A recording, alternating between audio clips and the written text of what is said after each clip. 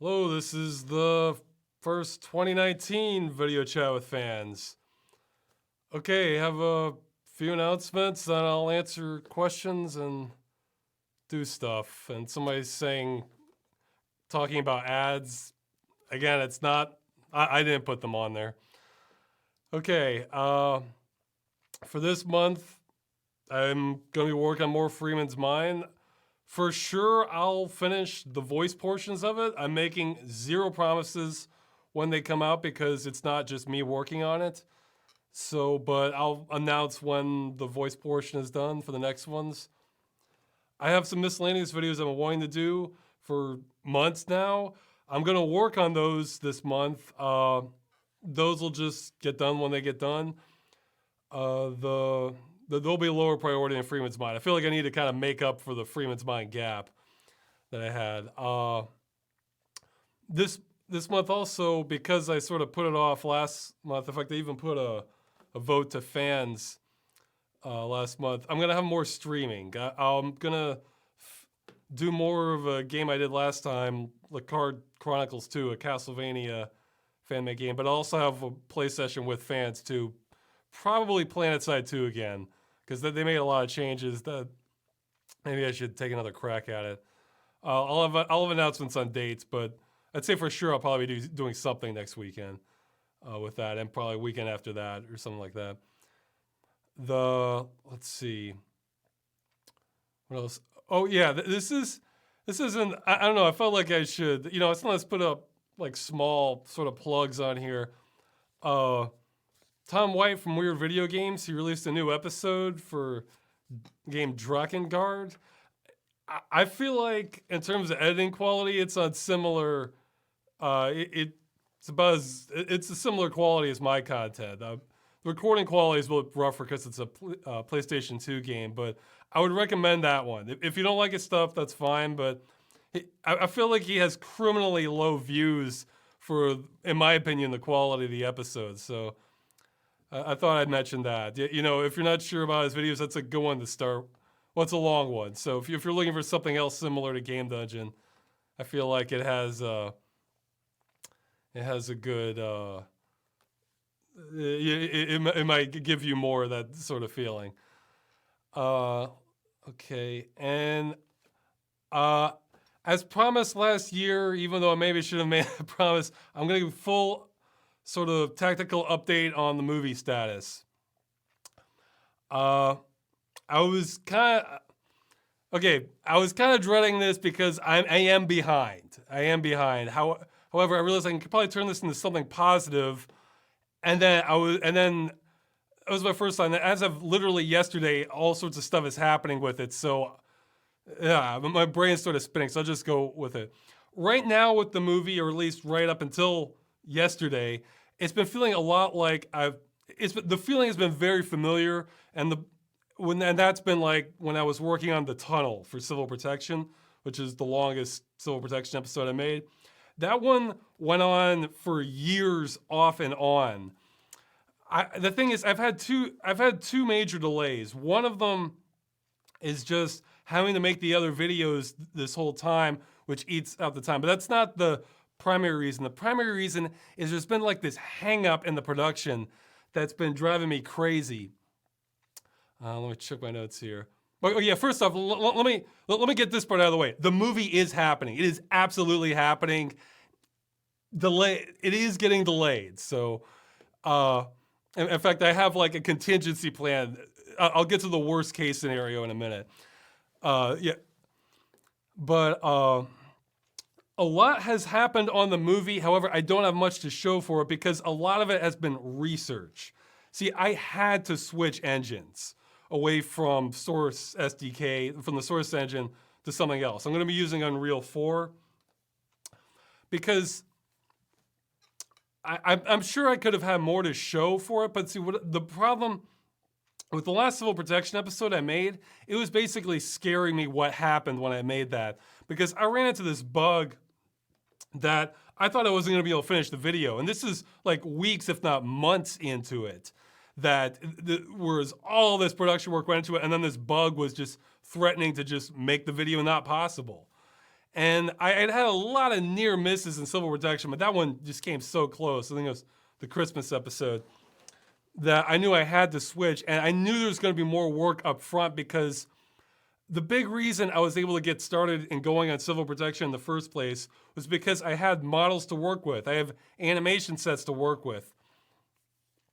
See, there's sort of different layers of animation. I'm really not much of an animator. What I would do for Civil Protection was more like arrange things. So I have these animations that I would blend together, position here, start at this timing, put in the dialogue. And I was just using a lot of stock Valve animations for the initial stuff, and then later a few custom ones. But so Unreal offers a whole lot of that. However, I need to actually bring in my own kind of assets more to the equation. I mean, both Unreal and Unity was the other one I was considering. And see, that's the part I had almost no experience with. I was having to rely on other people for that. And the reason I don't have much to show for it is I've done a lot of research. I've had a lot of dead ends. And it's been like this block where I know once I get that out of the way, it's going to be extremely similar to making a Civil Protection episode, just a big one. I know how to grind through that. So that's what's been kind of setting me back. However, in the past 24 to 48 hours, I've been having someone I've been friends with who's done some game development stuff really kind of hunt. I'll explain what I needed for, like, basically, I was talking about turning this into something positive. My thoughts are kind of swirling around here. I was, before I had him help me, essentially going to put out an SOS saying, what I need here are a way to generate the character models so that they all share like a similar sort of skeleton and weight mapping and everything, but you can kind of tweak them, so, I mean, there's systems like this in games where, like The Sims or the Elder Scrolls, like Skyrim or Oblivion, where, you can make the cheeks sag or, bigger head, that sort of thing. But they all share that underlying structure that if you take one animation of a character talking and put it on another, it works. Somebody's saying just make it in Minecraft. Yeah, best choice. Well, we'll get to my emergency backup option. It's not Minecraft, but I'll get to that. So, I mean, this software exists out there. Well, I assume, but just getting it all together. So being able to generate a character model and have it be receptive, so we don't have to, a modeler doesn't have to go in and just individually rig every single character model, because that's just never going to happen if we have to do that, because there's going to be dozens of characters. So I was trying to find software to generate that and have it be receptive to kind of motion capture animation and have enough flexibility in the face, because the fidelity of the movie is still a bit of an unknown at this point, because it's all determined on what I can get away with without triggering an uncanny valley effect. I keep thinking back to Deus Ex Invisible War. I'd be fine with that level of fidelity, but not that level of the character expression, where they're just, hello, let's talk like this, with the glazed eyes and like only being able to do small emotions. The most important aspect of like the entire movie production really is being able to have faces on some level that the characters look kind of alive. Like, they look like shocked or can do a sneer or like look furious. Even if it's super low definition, that's fine, but I need to have that ability, because otherwise the movie is not going to be enjoyable to watch, because you'll just have like the puppet characters just just subtle thing. So trying to make this kind of trifecta of all these things I need has been very tricky. So that's what I've been running the dead ends on. I have made progress on motion capture though. I'm really hoping to have, again, it all depends on the models, but I have backup plans if I can't, but I think I may have found software that does a good enough job, in my opinion, to have facial motion capture, and then I'm still working on the body motion capture for it, but that's really encouraging because I can save a tremendous amount of time, even though I may have to actually act out every role in the movie, or else me and maybe a face actor who has a similar setup, and maybe I could buy a camera for one person or something that could also. So what I'll do is we'll have the voice actors doing their lines, like hey, and I'll essentially just listen to the lines and mouth along with it with the expression I want, and then just have different act. So if it's a me character, well, I don't know if we should do that. And it's aggressive, kind of more in your face for that. And even that, I mean, it could be a lot of work having to basically act out every single line in addition to stuff I'm doing. But I think that might lead to the best results. I'll see though. But okay, so again, it's been sort of just like it's been incredibly frustrating because I was gonna say for people who have worked on large projects, you're probably especially like game development, you're probably familiar with this where you can get a lot done, but then you hit a roadblock. Whereas my approach with this from the beginning was to focus in like a laser on the part I knew was going to be difficult and I wasn't sure how to do. So I've been starting with the hardest part first, because otherwise I could have all these shots to show you, like level shots, because I mean there's a lot done.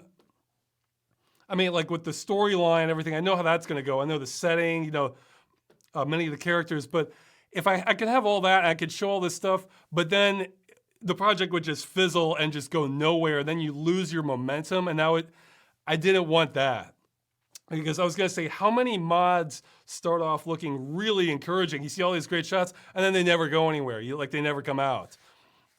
It's because they do the low hanging fruit first, which is more impressive for the end user to look at. But if you haven't solved like these core problems, it's kind of an illusion.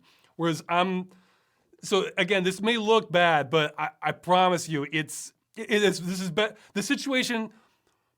I am behind, but the situation is better than it looks. That's the best way I can put it. In fact, I'm going to keep doing this thing where like every year I'm going to give like a full technical update. Next year, I think I might be able to have a lot to show you. Maybe even like a separate video with like we have some concept art now, but concept art, map shots, like show off some of the motion capture that I'm using, show some of the models, that sort of thing. I think next year I'll have way more to show because I'm going to be solving this problem. But yeah, my SOS though is, hey, even though I have somebody I think is going to be great on it, like finally going through, you're free to contact me about this, russwscott@gmail.com, because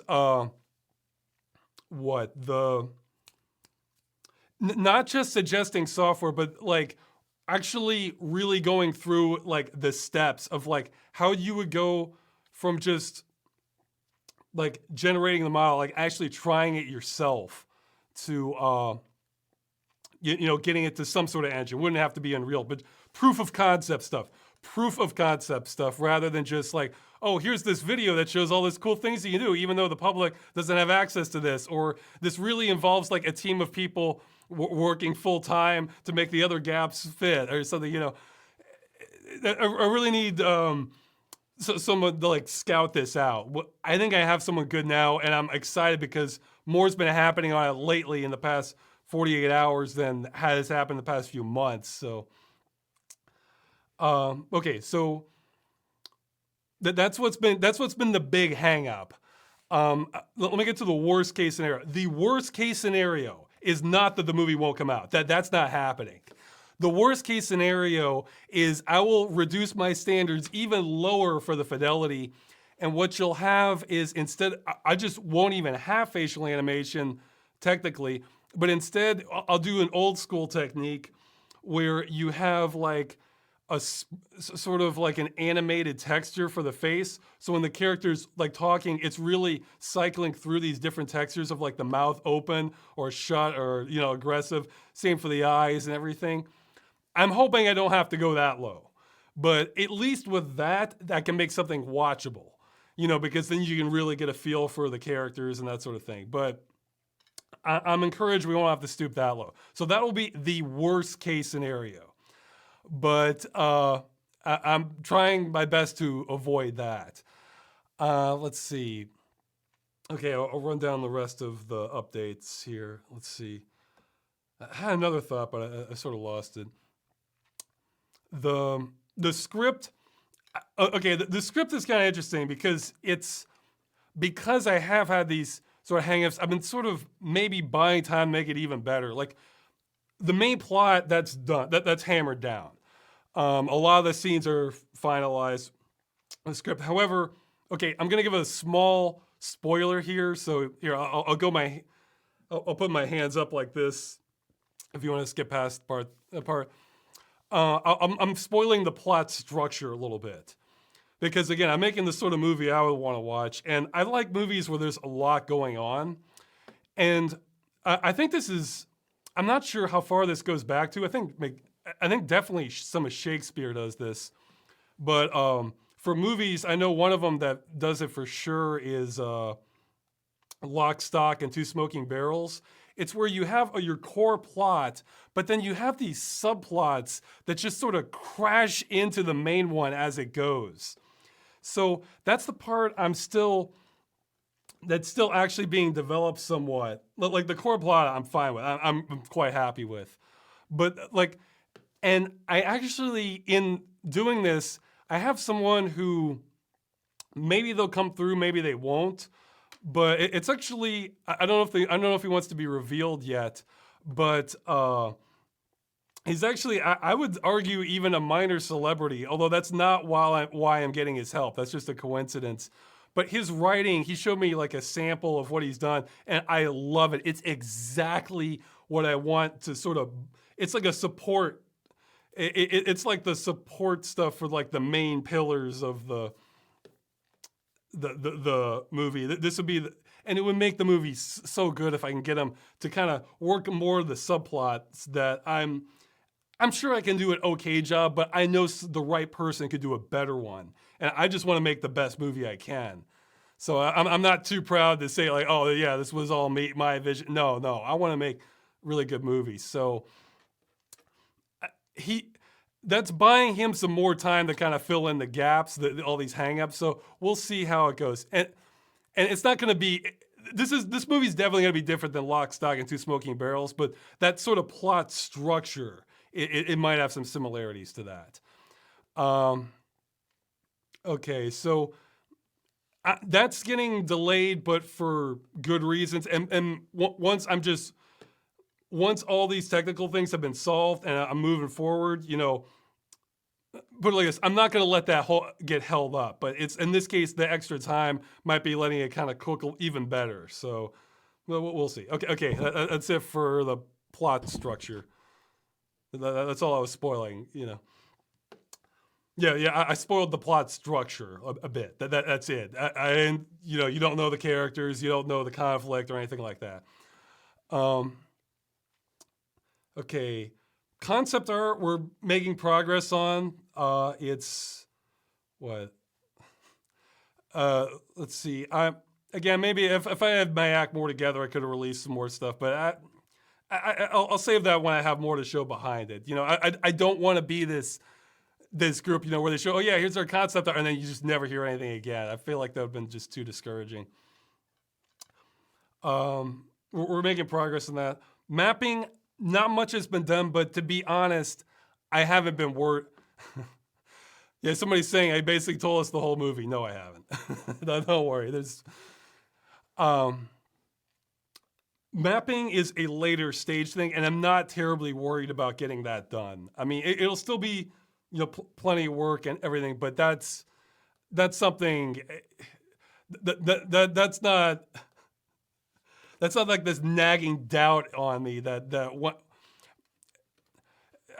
I do have this problem sometimes where if there's a problem I haven't solved and like I know I need to solve it, it can kind of set me back towards getting more done unless I know it's solved. Like that happened before with Machinima, where they were basically blocking me from making future videos. And I could have worked ahead on Freeman's Mind, but it bothered me so much that I didn't know if anything was gonna happen from this. And that's been sort of my issue with the movie, is I have to solve this problem, but I think it's getting solved. Basically, yeah, again, to reiterate, be able to generate the character model that is receptive to the imported animations and has the facial flexibility, everything. And the fidelity is, I do not want world-class fidelity. Like, I don't want, the movie, I can tell you right now, is gonna have like a lower visual quality than Crysis. I do not want Crysis level graphics. I want it like rougher.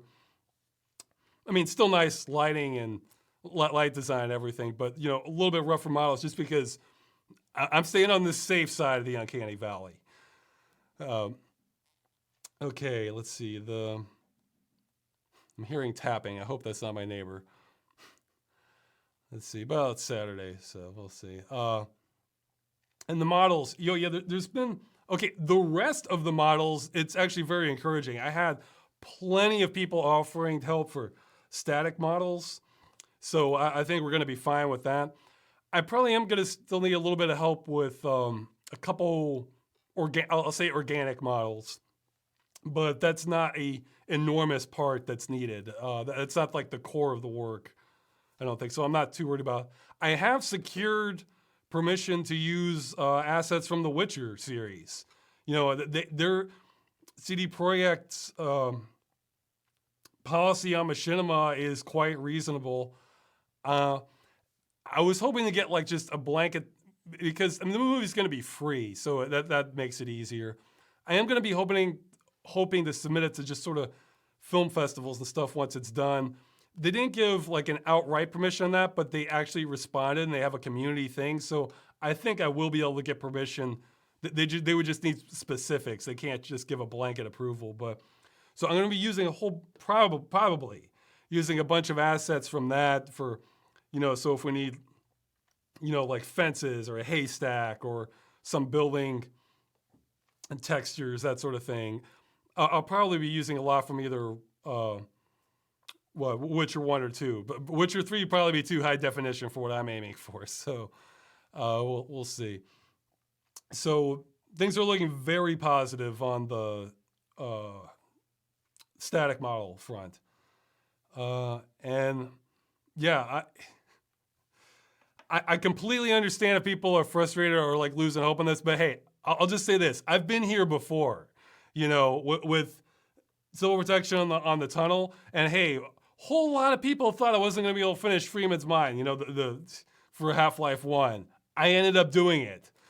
My timing estimates were way the hell closer than they should have been, but I did it. So this is not a Duke Nukem Forever scenario. I can promise that. In fact, much of my approach to this is to make sure I do not take a Duke Nukem Forever approach to this. So, okay, so that's the movie status update. Maybe more discouraging than you wanted to hear, but I promise things are happening. Things are happening. Okay, now I'll get to questions. Let me pull this up. Not live questions yet. I'll do that at the end. I'm doing the pre-submitted questions here. Let's see. I'll check in, see if the chat's screaming about something, though. Okay, there's just general chatter, so that's good. Let's see. Okay, getting the questions here. I glimpsed at some of these, but not all of them. Okay, for Freeman. Oh, and I have I'll probably release this the day after the video comes out. I have a tiny Freeman's Mind surprise coming. I'll probably release it the day after this goes up on YouTube. So it's tiny though. I'll say it. But I think people like it. The most recent Freeman's Mind, yeah, he's talking about the barrel detonation scene. How long did it take to make just that part, the explosion? I'm not sure. I didn't do that. I just talked it over with the mapper and tried to figure. Yeah, I can talk about that because yeah, for people who are confused, that's not the way you normally get out of that room in Half-Life. That's because, well, for two reasons. One, it the way I'm always trying to maintain like this "what would you do if you're a real person" approach to the what if like Freeman is treating us all as real, and the way they had that normally, it just felt so. It just felt convoluted and like not something someone would do. Like I would imagine Freeman would stack the barrels and crawl out the way he came in before he would do something like that. It just because you're supposed to find this hidden valve, except it's like in a place you have to jump and climb to, and it's just not. It's too gamey. I felt so. I came up with the idea of having the alternative way of handling it. The mapper, I'd have to check the emails. He was really fast on that. I want to say he had that like the next day or two. So I don't. Yeah, Toby Accursed is the person who did that. I'd have to ask him like how many hours it took him, but I mean he just cut right through it. So, oh yeah, that's something else I forgot for announcements. As a way to help the movie along, I'm going to get smarter, even though it's a cliche. I'm going to be, well, I'll probably be working just as hard, but I am going to be trying to be working smarter, no matter how much work that takes with video production. I've decided, like one of my New Year's resolutions, I am going to stop doing the volume balancing. I'm going to get someone else to do it. I say this very tentatively. I think I have someone lined up for that. However, if that's the sort of thing you would be interested in doing, I'm even going to be paying like small amount because it's such tedious work, but it's necessary. I'm gonna be paying basically insult wages for that. Not even minimum wage. It's the line I remember. I keep thinking back to a line I heard from a recruiter for my first job at a Boy Scout camp, where they're saying you have the opportunity to earn tens and tens of dollars. You know, because I only offer them a percentage of like what the videos make in the first 30 days or something for that, or like a certain minimum. Again, I think I have somebody lined up, but I would not mind having an emergency backup person for that because for two reasons. One, that'll save me time, but more importantly, that's a morale boost for me. I dread having to do the volume balancing. Like for all the videos, I just sort of grind through it. So, but it's one of those things, and it's kind of unrewarding too, because it's not like the volume balancing isn't what makes the video great. It's what makes the video not bad or not painful to listen to. So we don't want situations like the apocalyptic cutscenes, you know, or I'll jab him because of his. I mean, he makes good videos, but Angry Joe, boy, his volume balancing when he starts shouting, it could use help. I'd say for a lot of his videos. So it could be the people I get helping will not do a good job, and I have to come in after them, and it's just as much work. I don't care how many times it takes me to fix that. Like I have got to do that because that's gonna make the videos start flowing better on it. So it's very unrewarding, but it's like I have to do it. Like that'll get more videos out. So let's see. Oh yeah, so I got sidetracked. So yeah, I'm not sure how long it took him to do it, but sure, I don't think more than 2 days max. I don't know how many hours he spent up. So that's the thing, man. People who are good at something can do it incredibly faster than me sometimes. So because I mean, what he did, that would have taken me weeks to do what he did. I think just mostly because I'm rusty, but. Let's see. Okay. Hey, Russ, are there any video game soundtracks that you cannot stand at all, or ones that was unbearable to listen? You know, I want to say that like none really jump out to me because the problem is, well, I really didn't like some of the requital music, but uh, yeah, like the smooth, like the ease, like the Muzak-ish parts, but I don't have much memory of that because one, I'm either repressing it, or two, I just turn it off and forget about it. That said, the worst ones I have heard, I think I've been exposed to because of the Angry Video Game Nerd. Yeah, and somebody mentioned in the comments, I was thinking of this one before I even saw that comment, the Crazy Bus theme, which is just horrendous. And but see, that was a game that was meant to just be, well, I don't know what the story is. That's just a bad game regardless. Um, One, I was kind of shocked because I never heard music. I mean, it's not the most unlistenable music, but it's the sort of, I would argue, objectively worse music I've heard in a video game. I was shocked. I never heard any of this bad. Yeah, Angry Video Game Nerd really knows how to drudge up the bad games. What was it? I think it was Resident Evil Survivor.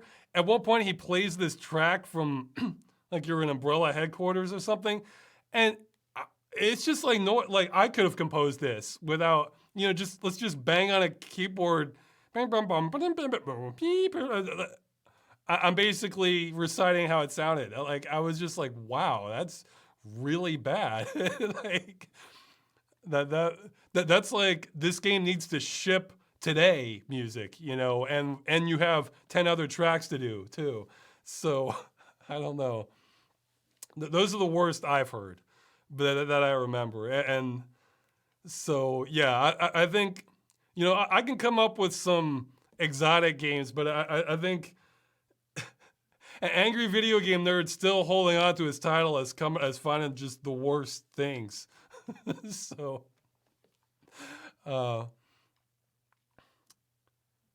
let's see. Okay, there's replies to that. This is somebody's posting bad music, which I don't know. I'm probably not going to look at because I'm seeking out the good music. Even in my soundtrack quest, I like when I collect soundtracks. If I don't like the track, I just delete it. I mean, because it's like, well, why? I mean, unless it's like a special scenario where it's like something like Rama, where, well, I pretty much like all the tracks in Rama, so that wasn't an issue. But where it would be just incredibly rare, and I might be doing a disservice to people if I were to delete it. I just,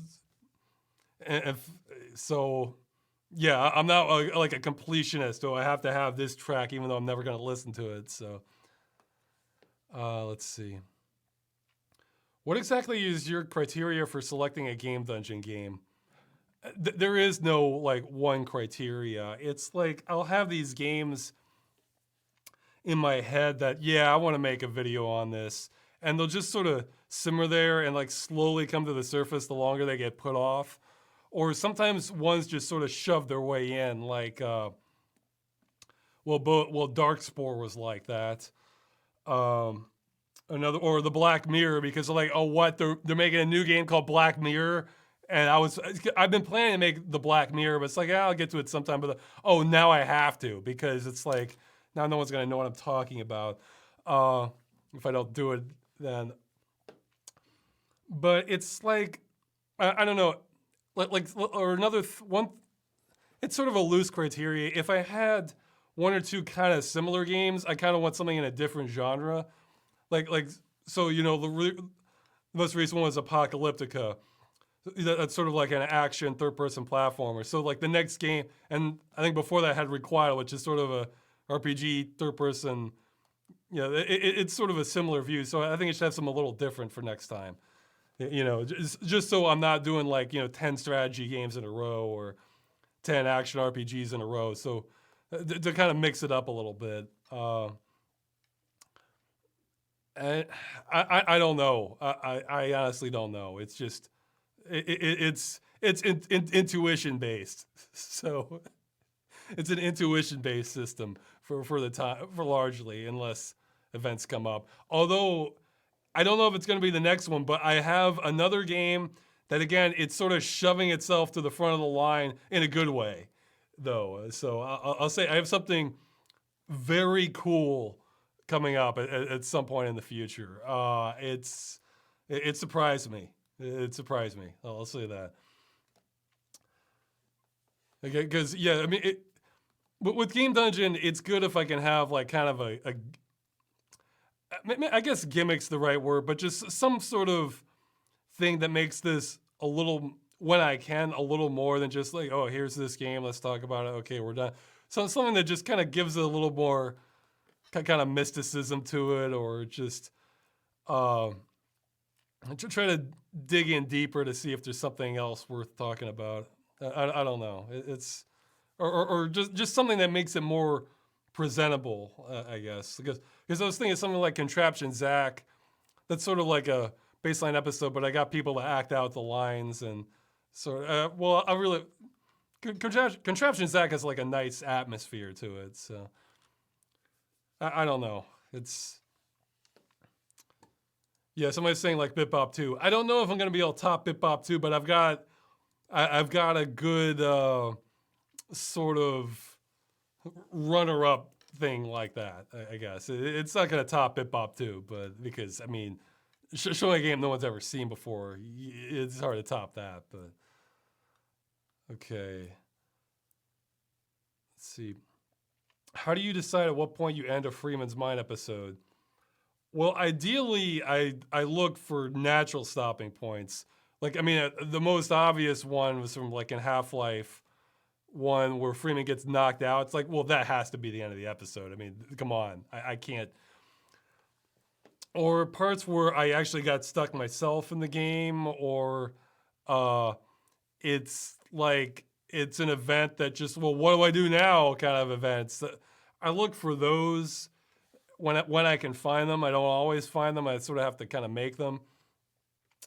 You know, ideally, even though I haven't kept up with this for a while and I may have been off course for too long now that fans are going to revolt if I go back to it again, I would just try to aim for between, you know, like 5 and 10 minutes for an episode.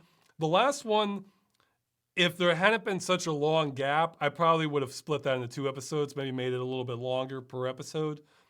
Freeman kind of, but I feel like, you know, I've got to have like a good long episode for this big a gap, and good things happening in between them, because you kind of have to work with the content too. So, you know, I feel like sort of the climax parts were like right at the beginning with the exploding barrels, and then later when Freeman going through the dump area, you know, so I figured I wanted people to have like a good impression walking away from the last one after such a long gap in between episodes. So I kind of pushed it to make that one a longer one.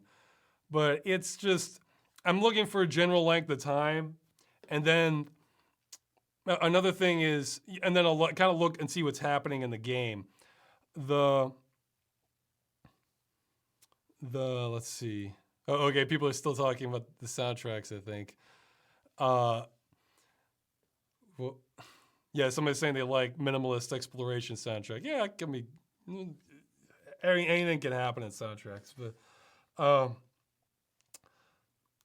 like, okay, let's say I have the length of time, but then at the end of it, I have like sort of an action event, and then it leads to more action events, and it's like, then I gotta decide, do I want to, like, maybe I should cut this off before this action stream, because then that's just gonna make a better episode. So it's just sort of a juggling act between how long it takes me to get to a point and what's happening, and I try to aim for a certain minimum, though. Yeah, I mean, like in the last, in the latest one, that one could have been a stopping point, because that's like a natural, wait, what do I do here point, or I could have just kind of kept going through that if I had started it at the start of the boat. So there's no set process, but I try my best to make it work sort of as far as watchability. Okay, I should go through these questions faster. I spent a lot of time talking about the movie. Let's see. If you could turn any song into a video game, which song would you pick and why? If that question is a bit too weird, then which song would you design a video game boss around? Yeah, this is one where I don't know. I was having. You know, I can get ideas even for like civil protection actually from music, um, because I'll think of like what sort of situation would go well to this music, and that can give me ideas. But a lot of that can come from game soundtracks. I don't know if like ones. I had trouble thinking of ones where like the song itself. Oh, I should make a game based off of that. Uh, I'm just gonna say, I'm just gonna mention a song that's been in my head, and I think it's a freaking awesome song.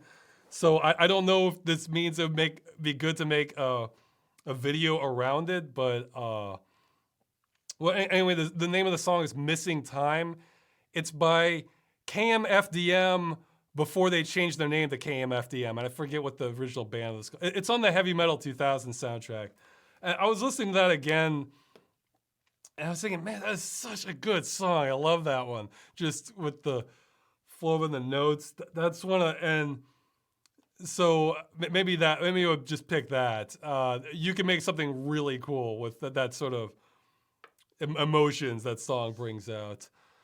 Um, yeah, well, maybe some fans will know what KMFDM was called before they called themselves KMFDM.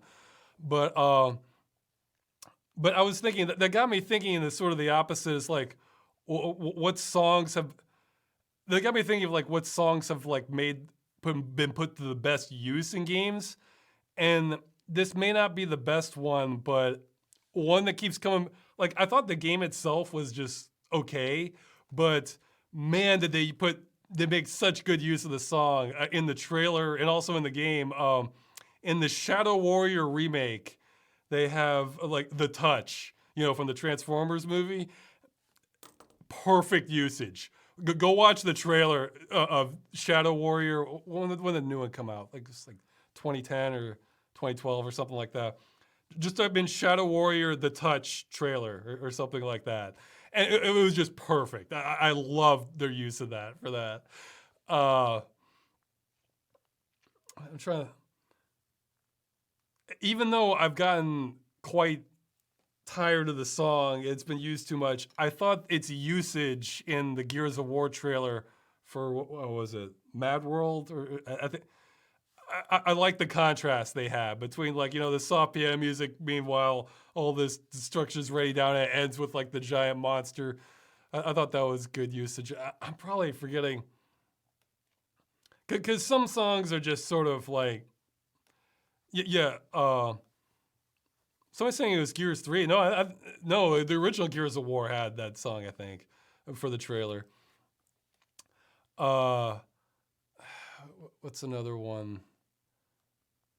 Yeah, okay, an example where I thought it was kind of a cheesy use of it, which would be like the trailer for like the original Dragon Age Origins. I think they used like Marilyn Manson in there, and it's like, well, it worked, but it felt kind of cheesy to me. But yeah, for my memory at the moment is the Shadow Warrior using the touch by Bush for that. It was just it was so perfect for what they did. Okay, I should keep moving. What are your thoughts on Doom Eternal, more specifically its name? Yeah, you imagine they're pleased. I'm pleased the sequel isn't called Doom 2 Hell on Earth. Yes, I am pleased that is the case. I think the name's fine, I guess. I haven't really followed too many details. I still need to play the new Doom. I mean, it's Doom. I hopefully I won't screw things up too much. What? Actually, okay, backtracking. Another very good use of the song for the Dead Space trailer. They used Twinkle Twinkle Little Star, this special edition of it. That really, very good usage of it. Very good usage of it. That was another one where they just nailed that. Okay, let's see. For Doom, no special thoughts on that. Although I have to say, the industry is continuing to surprise me.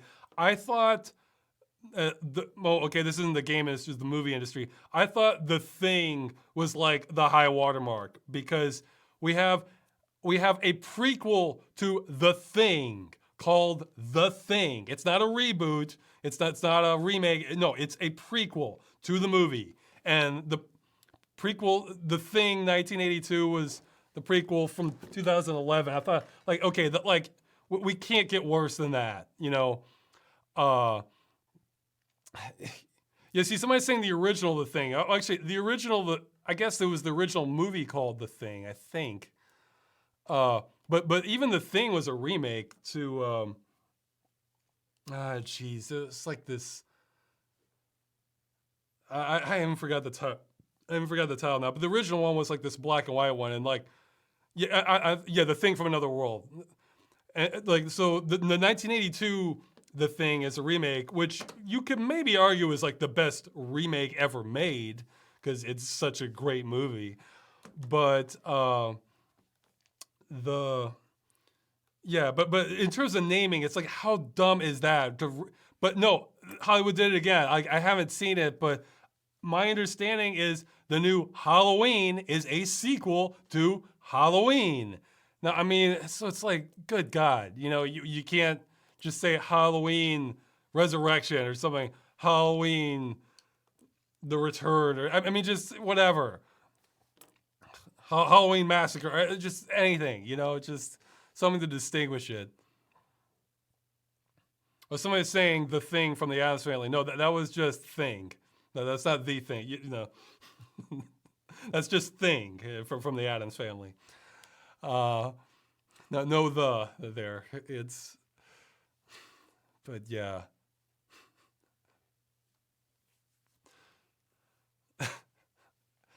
But yeah, so okay, I should move on. But yeah, so we're not out of the woods yet with terrible naming on franchise movies, and then they're doing that crap yeah. What was the new one? The Predator instead, sequel to Predator.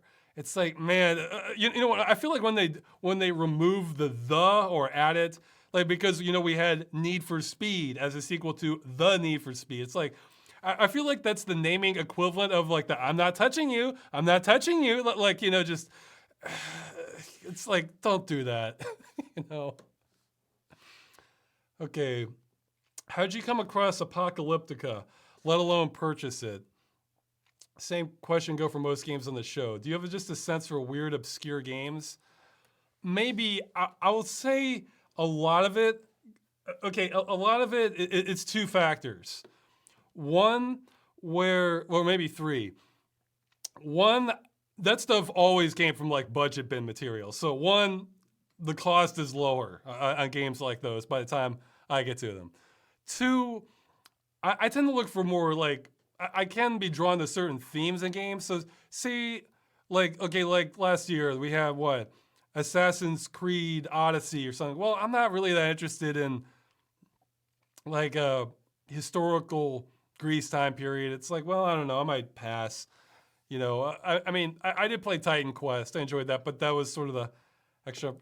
Or like, let's say, or yeah, we had like, what, Battlefield 5. That's another sort of World War II shooter. It's like, well, you know, we're not having our spot. This isn't historical fantasy World War II, which I'd probably be into that. It's just another World War II game. It's like, even though I'm sure like the games can be very good, it's like, the theme's not really what I'm looking for. So I'm going to be, on years like that, I'm going to be kind of looking for other games. I'm going to be looking for cheaper games. And like, so I'll be interested in like the sci-fi game that didn't get a lot of attention, or, you know, the sort of dark fantasy game that didn't get a lot of attention. So I'll be looking for that during that time that everybody else is looking at, like, because it's only some years that games are coming out that like I'm interested in the theme. Even if the game's fine. And I guess I said there was three things. Maybe there's only two. Yeah, there's the theme, keeping the costs low. Or hey, even if I do like the theme, okay, fine, I played the game. Well, now what? You know, it's like, well, I want to play something else. So I'll start, you have to start looking off the beaten path then, if you just want to if you've sort of played the major games in a year that you're interested in. So I just pull Assassin's Creed out of a hat. Like I don't know, maybe I could warm up to it, but well, it's not on a PC anyway. Red Dead Redemption 2. It's like, well, I'm not the biggest person in the westerns, because if I was, I could go play like Call of Juarez right now, or yeah, I'm sure there's some others. Uh, I'm not huge in the westerns, so it's like I'd rather play some game, some mid tier studio game, or an older one that it's like out in deep space, or some cyberpunk theme thing, or some futuristic utopia gone wrong kind of game, or something like that. So that takes you to these other sort of side games. So that's where I ended up encountering a lot of this stuff. Okay. Is there a possible chance you will do Freeman's Mind on a Half-Life speedrun? I toyed with the idea way back. I decided no. So sorry, I'm just you're just gonna get more Freeman's Mind too. Sorry. Hey Ross, what movie did you end up watching for your birthday? Yeah, that's one of the reasons I'm doing more streaming this month. Is I feel like if I'm doing streaming and I haven't had a video release recently, and with the case of Freeman's Mind, I knew I'd put people off. I just feel too guilty about it, and I don't want to do it. I'd rather get the video done. So I ended up working mostly on Freeman's Mind for my birthday, but I wanted, figure it's my birthday, I want to do something fun. So I asked for recommendations on a movie to watch. I'm not even sure.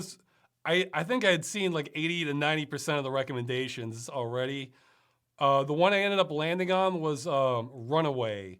It came out in it's an 80s movie as Tom Selleck. It's sort of a cop caper movie, except it's robots with everything, like everything robots in the movie, and it was enjoyable. I wouldn't say it's something that I'd say the robots effects did not age well, but that sort of added to the charm. All the acting was good. You had a good like over the top villain with it. I feel like everybody did a good job in the acting. Soundtrack was great. That had this nice synth score. So I enjoyed it for what it was. Again, not greatest movie ever, but I'm going to go through those other recommendations for the ones I'm interested in. But that's what I ended up landing on for my birthday. Runaway. Yeah, I think it was written and directed by Michael Crichton. So, but yeah, it's 80s cop caper movie, except robots with everything. He works in the robot division of the police department. So. I mean, it's not RoboCop, but it's fun. It's a fun movie, I would say. So, in one episode of Game Dungeon, you listed some turn-based RPGs that I have played. What about these games in particular inspired you to play them to completion? Well, they were just exceptionally well done, and I was mostly on board with the theme. Like I played Earthbound. I'd seen other friends play that before, and I sort of liked how it was in a contemporary setting. It was kind of weird. So I thought, well, it managed to have enough to sort of draw me in. Chrono Trigger, we start going all over the place time travel. So I'm usually tend to be a sucker for that. Fallout, Fallout's like we've been numb to it by now, but originally, it had this sort of mystique to it, like coming out to this world that you don't know what's out there, and it had a good sort of setup. Although Fallout I originally gave up on and then years later I came back to it and like I gave it another shot, finally got out of the vault, and then I got better. But I've given up on some too, which I know this is going to sound like blasphemy to some people. I gave up on Final Fantasy VI. I really tried to go through because I know there's a million people played Final Fantasy. I mean, the atmosphere was very nice. Yeah, nice music, nice visuals. but like it just wasn't sucking me in. The point I gave up was when there's this siege on a castle in it, and then all it is just it's like the soldiers run up against it and just fall down. They just run up against it, fall down. It's just like, all right, this is just feeling stupid now. Like this is our siege. You know, I realize the graphics are dated, but you know we could do better than this. And I don't know. Somebody's saying, what about Final Fantasy VII? I don't. Maybe I'll. Well, hey, you know what? They're remaking it. Maybe I'll do the remake. I don't know. It just didn't draw me in. I don't know. But hey, I got through Chrono Trigger. Chrono Trigger had enough to draw me in. So, and of course those games all have real good music too. You know, even now, man, just many times it just comes out of nowhere. That one theme from Chrono Trigger, it's the one where you're like up in that city in the clouds. It's like dun dun dun dun dun dun dun. It has like sort of this sitar theme to it. I'm sure some people in the audience know the title track. Like Planescape Torment, I still need to finish. But yeah, I don't know. Boom, boom, boom, boom, boom, boom, boom, boom, boom, boom, boom, boom. Chrono Trigger has fantastic music. I'll say that. Okay.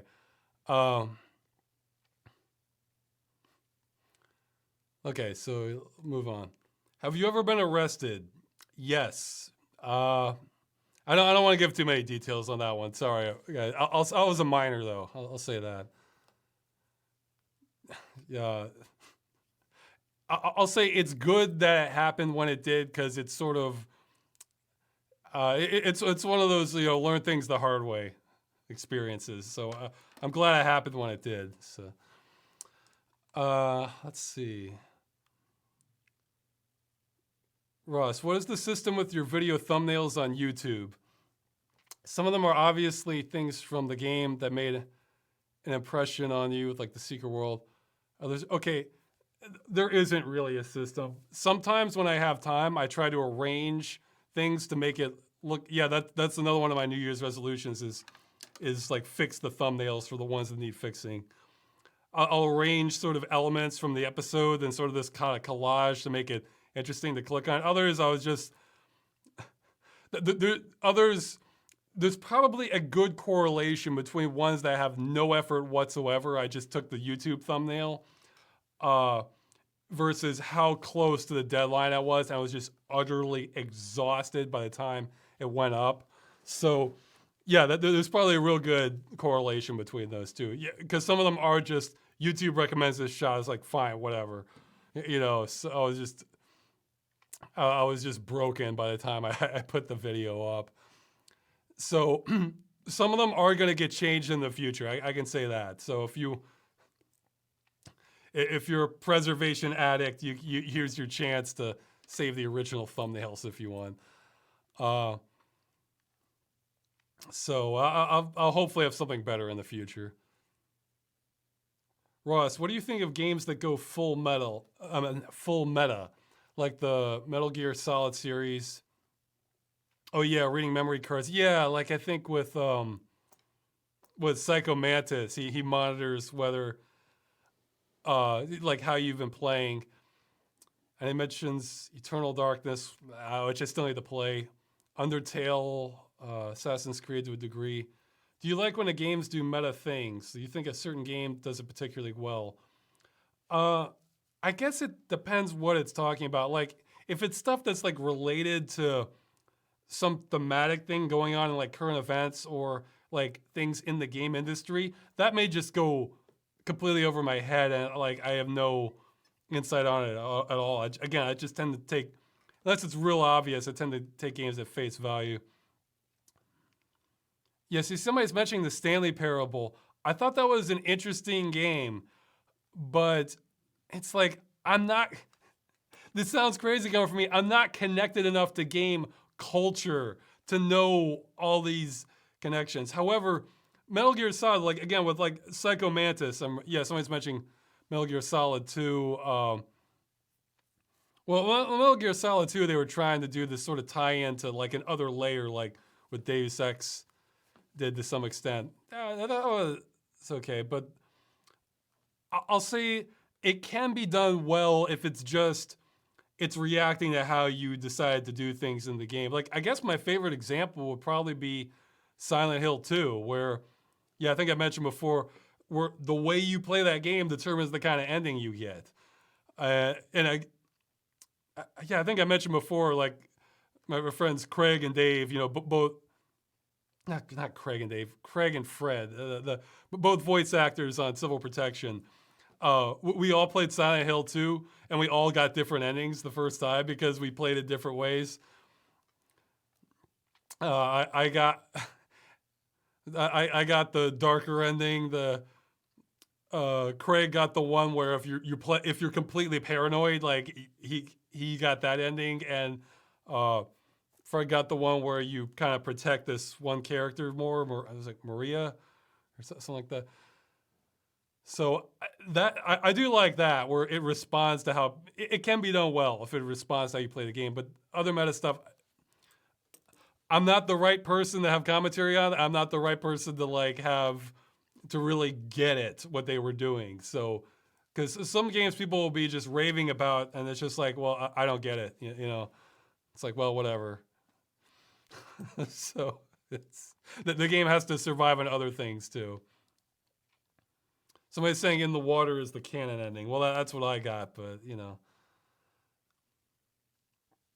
or just on simpler level, I like how in Mortal Kombat, the character who wins the tournament, you get a different ending for them, even though you have the official ending that they go with. So officially, Liu Kang won the tournaments, the early ones, but I like these different ones where Johnny Cage wins, and you just get a movie on it, and he has a successful career. Okay. I don't know if that's really meta though, so much as reacting to the player.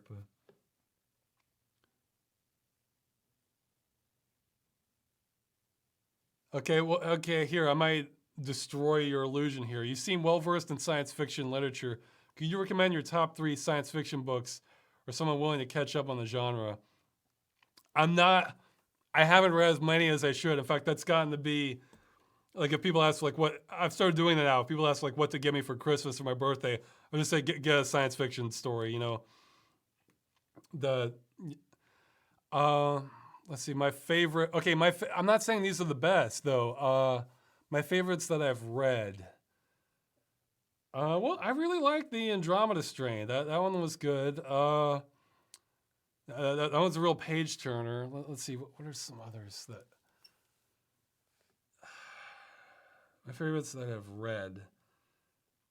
Well, again, I've read a lot of Michael Crichton. I like Sphere a lot. That one was a good one, but I don't know if that'd be like the top 3.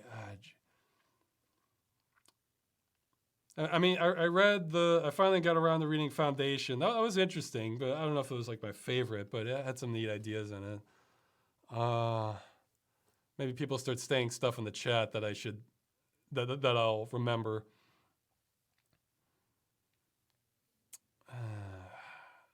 Geez, I'm drawing a blank. I've read more science fiction than this, but I'm trying to think of.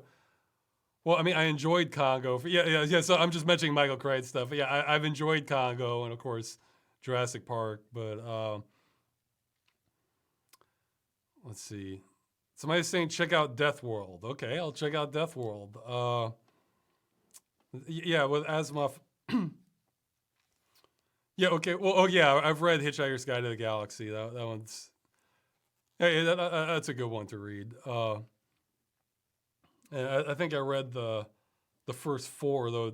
It's been so long since I was mentioning Hard to Be a God. I have not read the Maze Runner books. I saw the movies, but I imagine the books are better. Let's see. Oh, Timeline I have read. Yeah, somebody's mentioned that Michael Crichton. So yeah, I'm sorry. I'm not really answering your question because I'm drawing I wasn't prepared for this one. I'm just sort of listing off. Yeah, I've read Dune, but again, it's like I've read some of the classics, but it's like, oh, that one really just blew me away. It's like, oh, it's all right, you know. That's okay. The Two Space War. Yeah. I've read through the Rama quadrilogy. Though I gave up once I got to the. Basically, I would recommend stop reading Rama after Arthur C. Clarke. Yeah, I got to read some more Arthur C. Clarke. Jeez. Let's see. So I was mentioning Tech Wars, Piers Anthony. Okay, so yeah, I'll have to look at the. I'll just have to look through more of these. I'm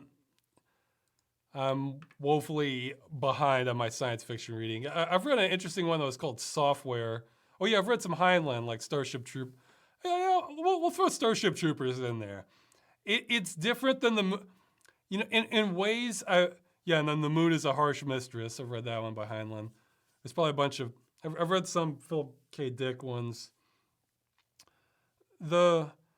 With Starship Troopers, there's some more sort of societal okay, I gotta mention that. It wasn't in the chat, but I just remembered 1984 and Brave New World.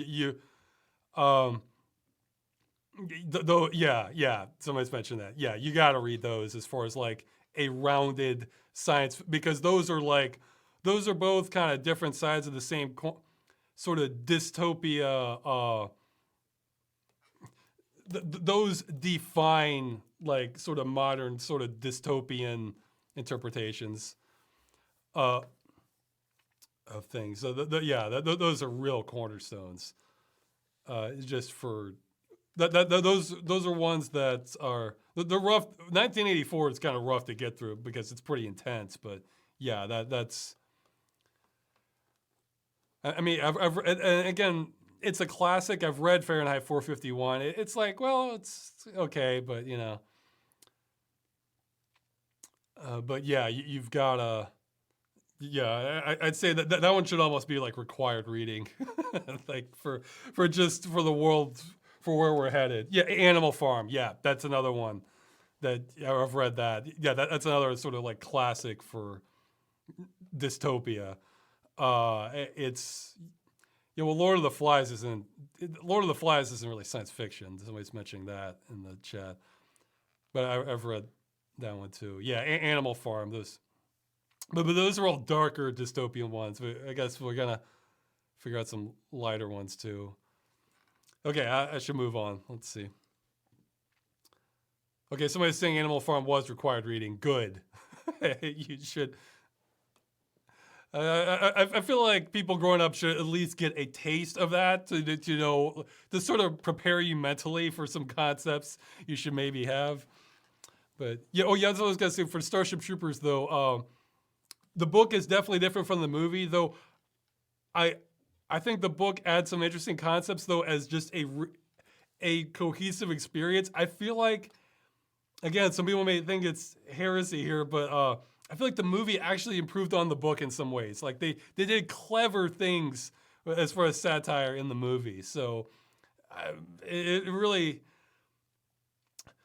the movie is really fantastic because on surface level it's just a dumb fun movie, but it's like if you read between the lines, it has like a lot of like kind of witty satire to it. So. Yeah, kind of like RoboCop in that sense. On surface level, it's just a dumb, fun movie, but then there's definitely a layer underneath that you can pick up on. Okay, let's see.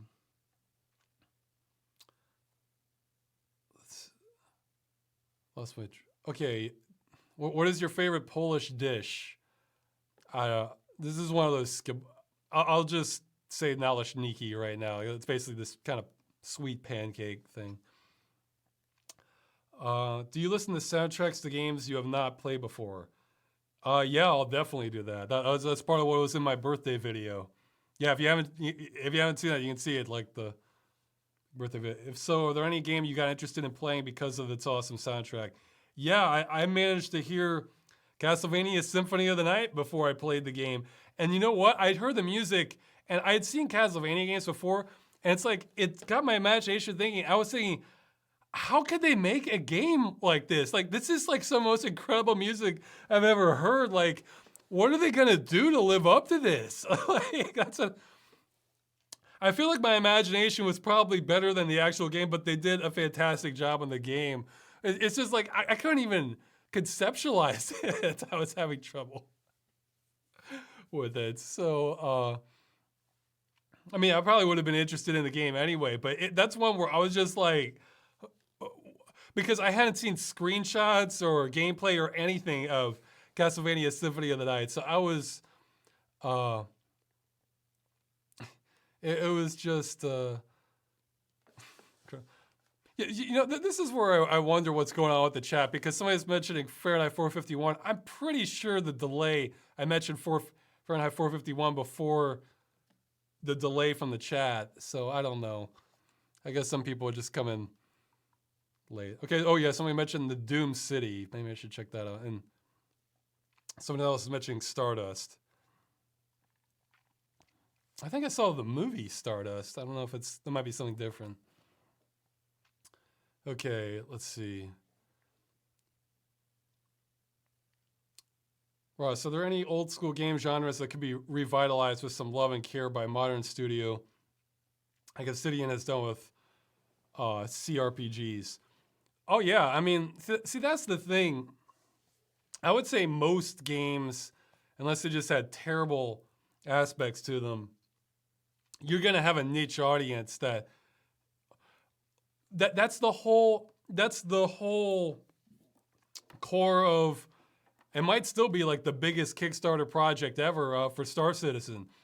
It's because the industry completely neglected, for the most part, that sort of sci-fi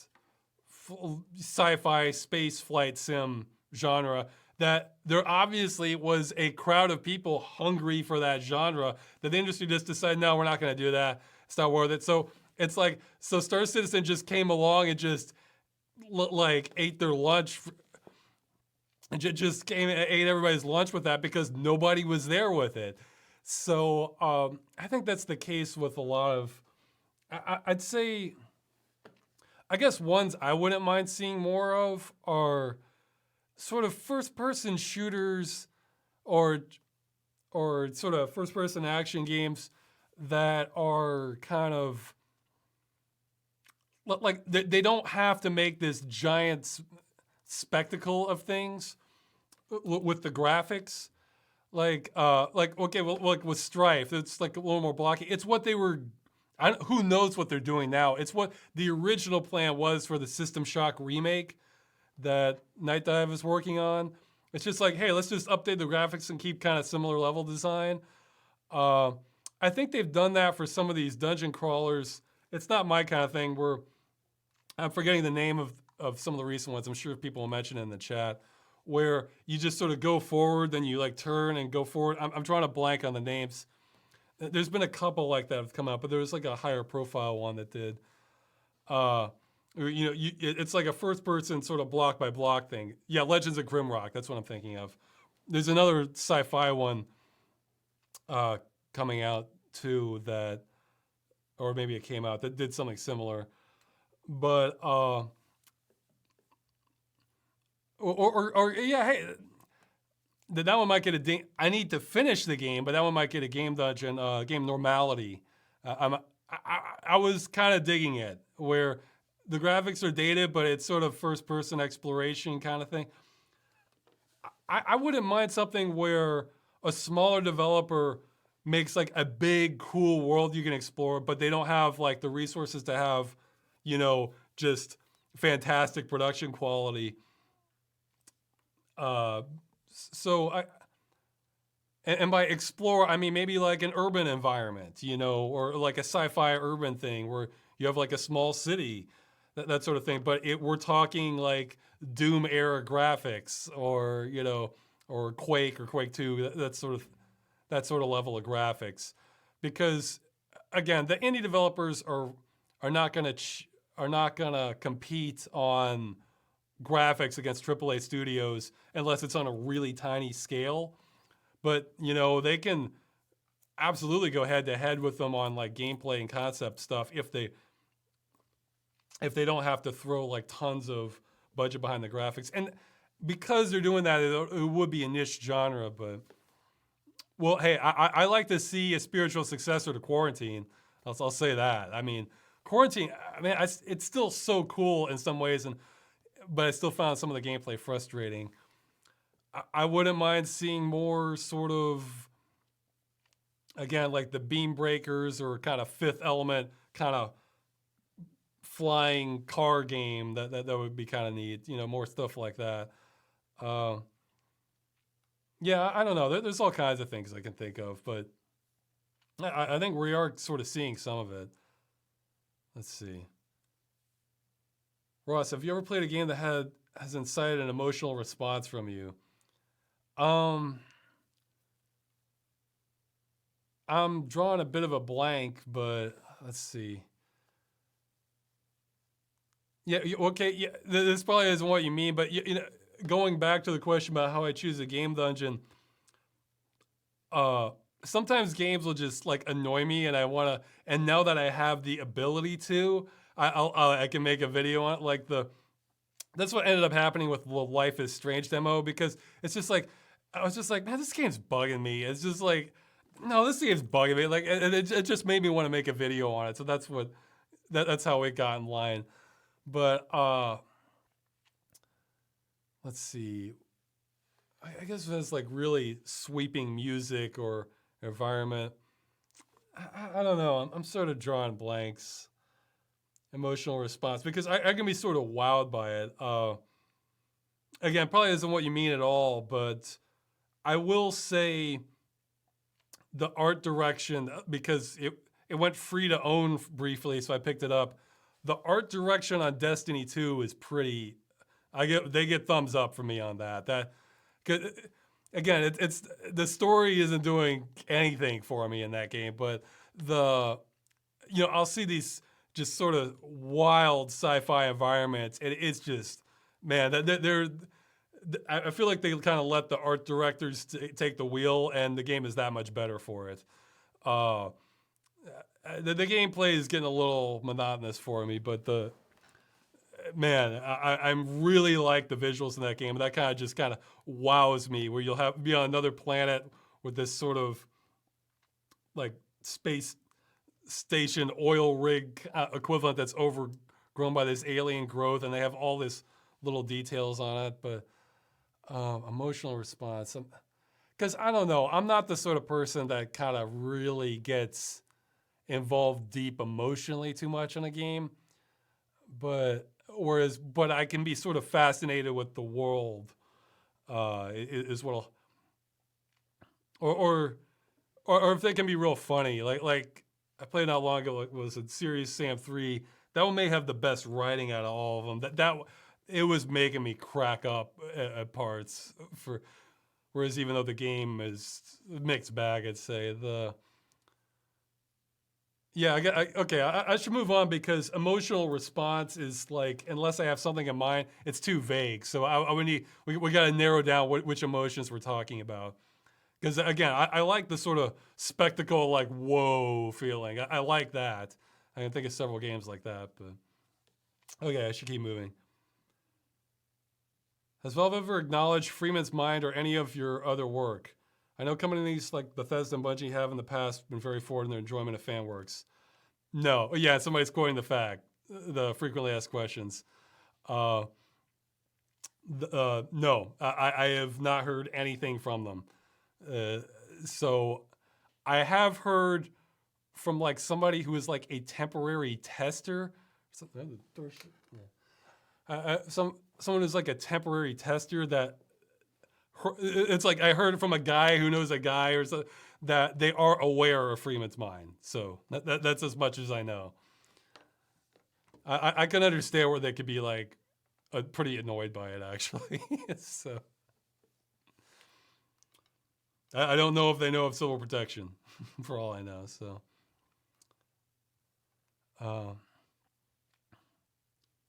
have you ever played a game as a possible episode of Ross's Game Dungeon, but that there might not be enough material for the episode of the show? Yeah, well, and somebody mentioned that's sort of what I did as the sampler pack. Yeah, I mean, it's not that there wouldn't be enough material. It's that uh, I'm having difficulty thinking of how I would make this engaging enough that you'd want to watch it. And that's all kinds of games. Like what's a game I played? Like because like I still haven't finished it, but I played some of Destiny 2, or somebody's mentioning Mass Effect.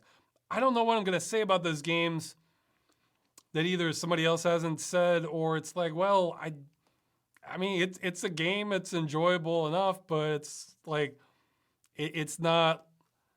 I mean, I think the strongest element of Destiny 2 is easily the environments. I mean, it's like, man, that's just wonderful stuff. But it's like yeah, okay, my probably being halfway through the campaign or something review of Destiny 2. It's like, okay, wonderful visuals, music is nice, like it has some good parts. Uh, if I mean, it has some tweaks, but it's like pretty standard kind of shooter stuff to me. Yeah, they have all this RPG tie-in stuff that I'm not really paying attention to. Uh, and yeah, that's about it. I mean, it's enjoyable enough. So that's not going to make much of a video. I mean, it's not like I have to like really work at it to find things to. Oh yeah. And I feel like this.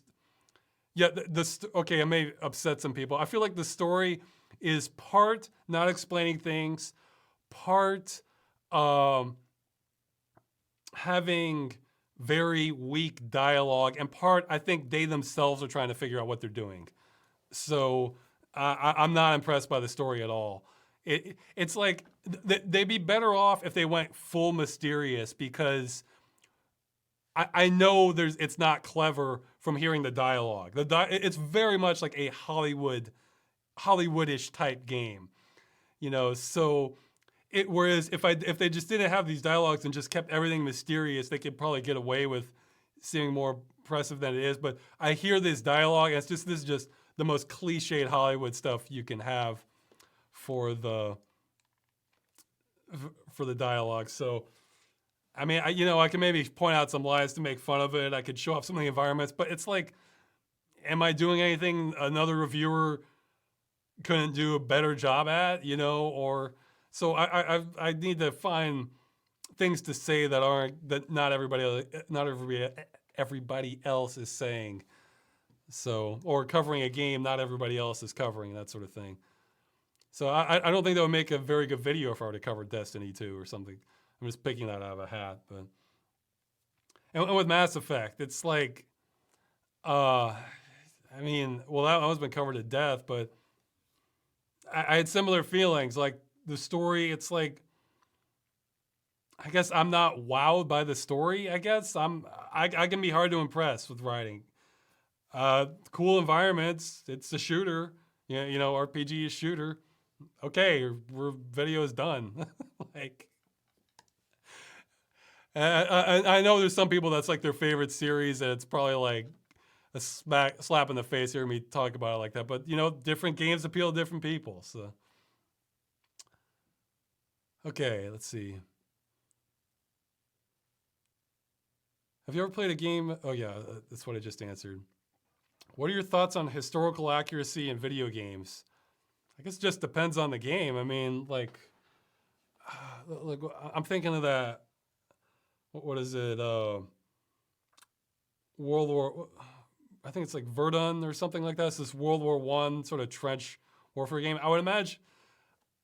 I think that one was sort of a niche genre. Like that one came out before. Was it Battlefield 1? Was that the World War I one? So it was a niche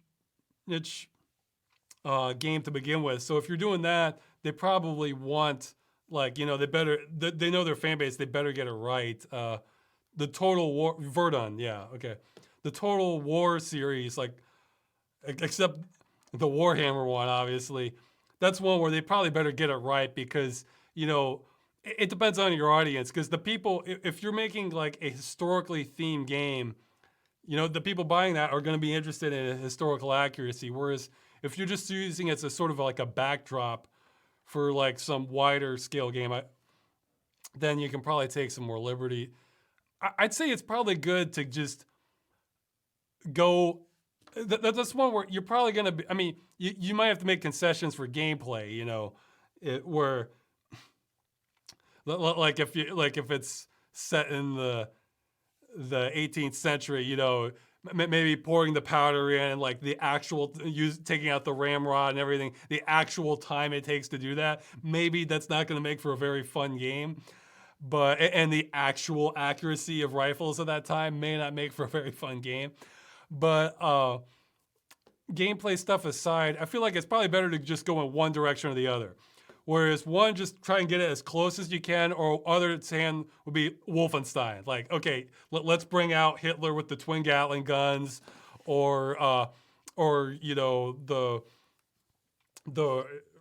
was it Return of Castle Wolfenstein, the Rob Zombie look-alike ancient, was it like a Norse warrior or something with the or just completely, the Indiana Jones element. Let's just go nuts with like the occult research that like Hitler was doing in World War II, that sort of thing. So I feel like it's probably best to just, because I for me personally, I enjoy historical fantasy more. So I like, for the stuff that's accurate, let's get that accurate, and then let's just go nuts with the other stuff, So that's what I prefer personally. Like hey, let's have the robot army and steampunk robot army in World War II or something like that. But yeah, but if you're just going halfway, you're probably not going to please either camp, because you're going to have people like me who just want you to go even farther with the historical inaccuracy. Like, let's go to historical fantasy, have fun. Whereas the other people who want, like, no, they want their accurate game. Well, then you're sort of watering down that experience. So middle of the road probably isn't a good idea. You got to push it one direction or the other, I think. Well, actually, from what I know of it, maybe Assassin's Creed Odyssey is managing to somehow do both, where they're going to keep everything accurate, but then they add in mythology stuff. Or I think Origins did that too. So, yeah, you weren't fighting Gorgons back then, but they're keeping everything. That's actually pretty cool when they do that. I like historical fantasy in general. So,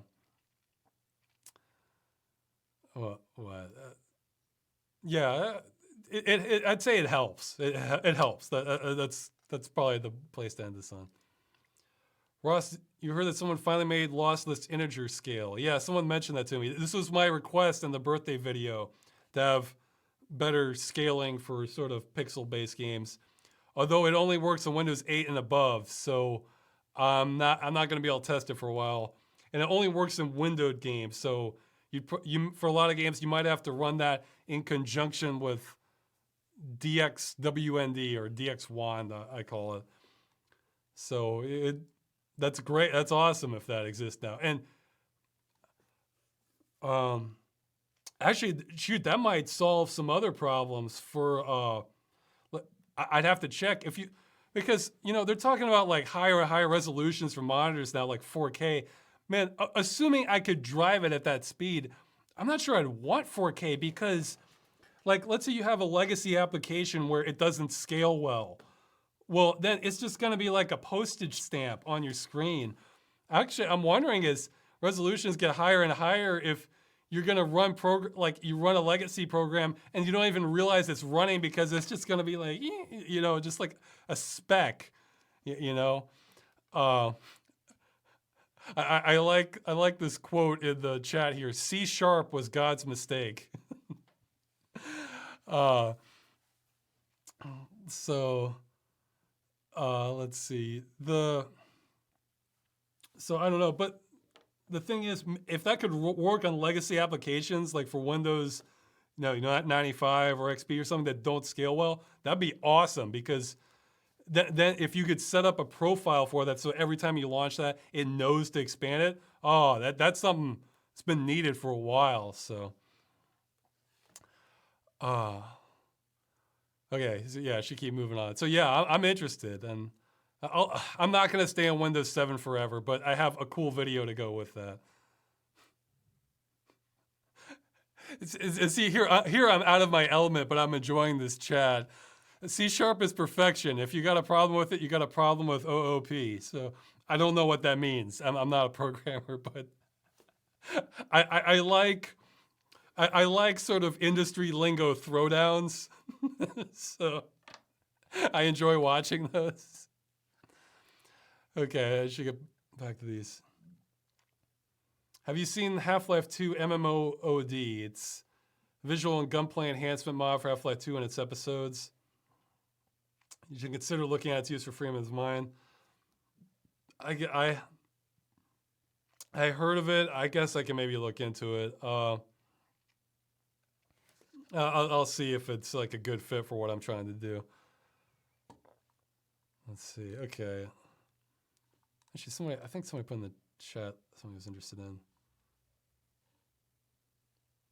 Oh, okay. Somebody's mentioning that the scaler works in legacy applications. Well, and in DOSBox, it's not needed for DOSBox for the most part. DOSBox, you can already do that, but like legacy Windows applications, if it can do the integer scaling, oh man, perfect. Like I still use virtual dub for some processing stuff, and like some parts when I'm like trying to, some parts if I like want to clip the footage before I process it and send it to an editor, I sometimes need that like pixel perfect like crop off point, and sometimes I really have to like kind of zoom in to like see it. So maybe that'd be useful for that to know exactly where my cutoff point is.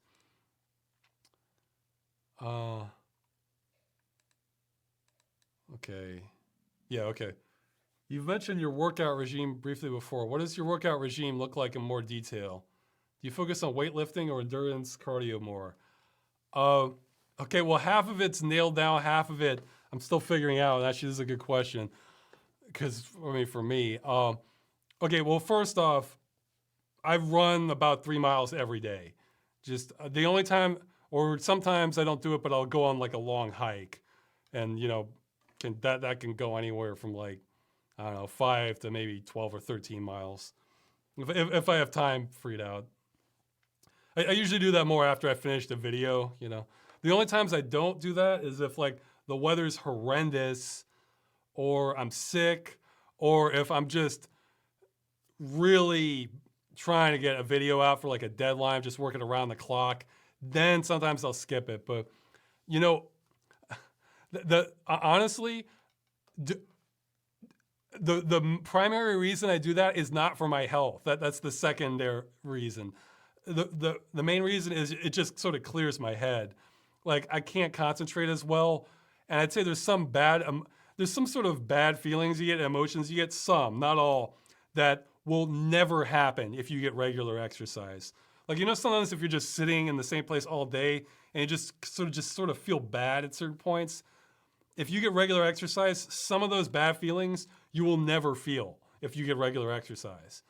So it's just sort of emotional balance and clarity. So I do that every day, just about. Now for weightlifting, that's the sort of stuff I've been sort of slacking on, but I'm trying to get back to it. I have some, that's where it's gotten more complicated for me because part of the problem is I have like mild scoliosis, so I don't want to do anything that's like really going to put strain on my back.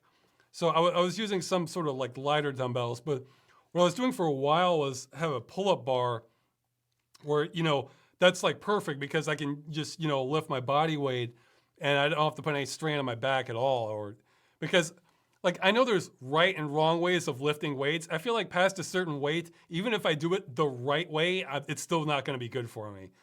So I have to do I would need like something I might want to figure out. Maybe I could set it up eventually. I don't know what it is. It's sort of like I don't even know what you call it, but it's sort of like a lifting forward bench where you sit down and like the support is put like on the bottoms of your arms, so you're not putting any strain on your back. It's like all on your arms. Like that could be good. But the problem I've been having lately and again, I was doing push-ups and sit-ups when I could remember to.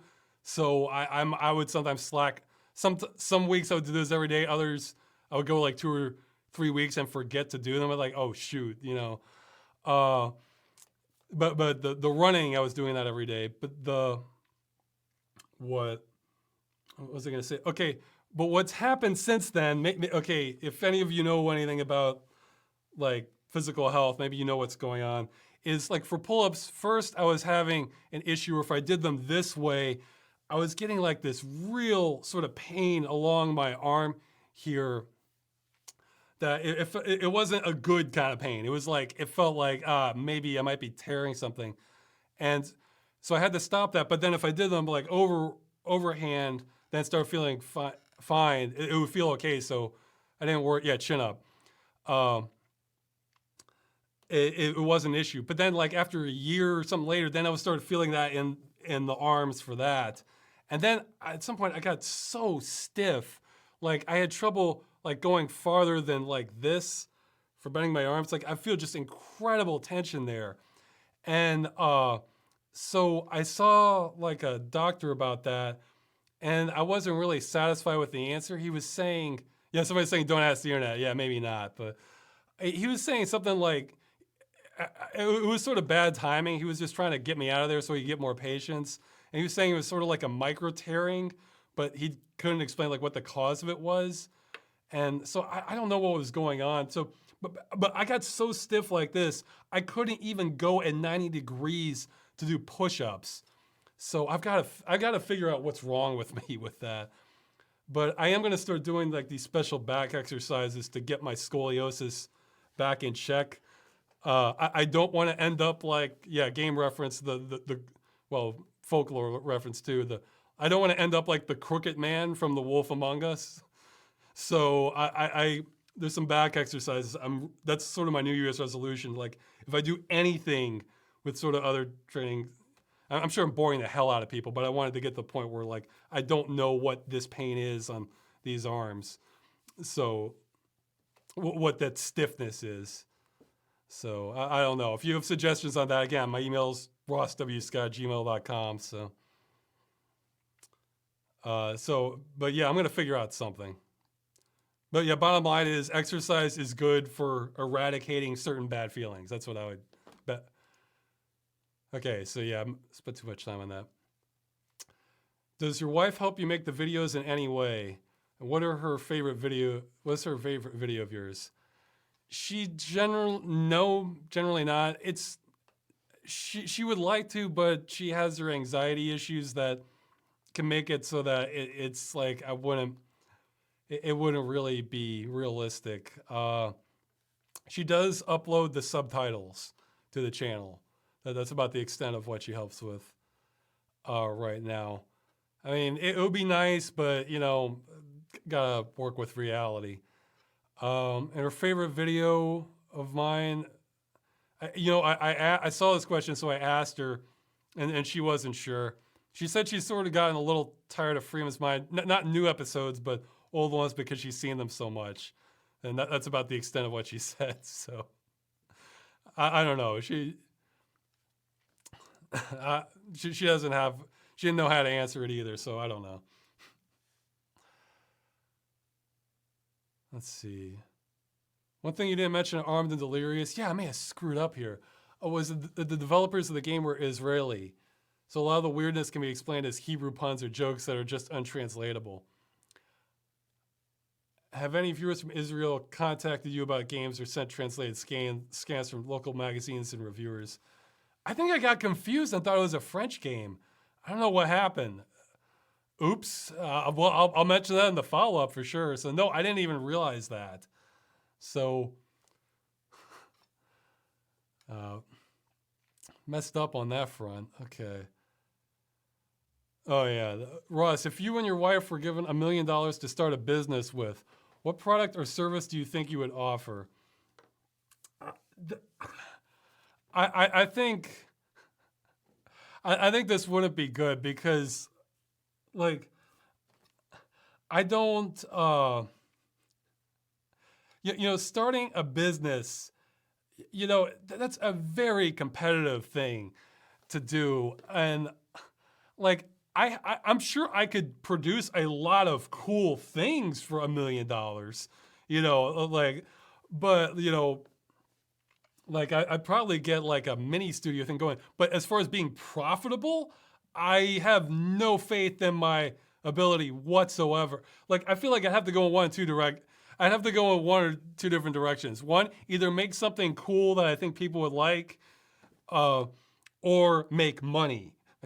Those some people can do both. I don't think I would be good at that because if I'm going to make money, I'd have to like figure out like what sort of market there's an opening in, and I think entrepreneurs, in not all of them, but from the ones I've known, they tend to have like a certain sort of like kind of predator edge to them, which I think is necessary in order to make it. Like, you know, you got to find that angle to like, you know, to basically exploit whatever situation you have. And that's not a state of mind I enjoy. I feel like I am capable of that, but I really don't like that, being in that state of mind. Like, I'm not enjoying myself for what I'm doing if I'm in that sort of thing. So I don't have this grand business idea that like, oh, this is surefire gonna make you money. No, not at all. I mean, I have plenty of ideas, but difference between having an idea and being profitable, there's so many things that, yeah, like what, like how many startups, like what's this, I'm gonna look this up. How many startups fail? Let's see. Okay, well, just a quick search here. According to the Startup Genome Project, up to 70% of startups scale up too early. They even go so far as to say it can explain up to 90%. Okay. Premature. Okay, I think there's, yeah, okay, yeah. 90% of startups fail. 90%. So I'd say my intuition is probably dead on in this case. I mean, geez, I would have better luck going and just playing blackjack at a casino with that than doing it. You'll have better odds than starting a small business. So I feel like you either have to have the sort of personality where you have that sort of, again, that sort of predator hunger to like make money, and you know, because some people, their personalities fit for that, or you have to have like a brilliant idea and have a like a pretty good idea of your market. Like oh, you may have a great idea, but you can't sell it at a price people are going to pay for it, or there's not going to be enough people to sustain the idea. So it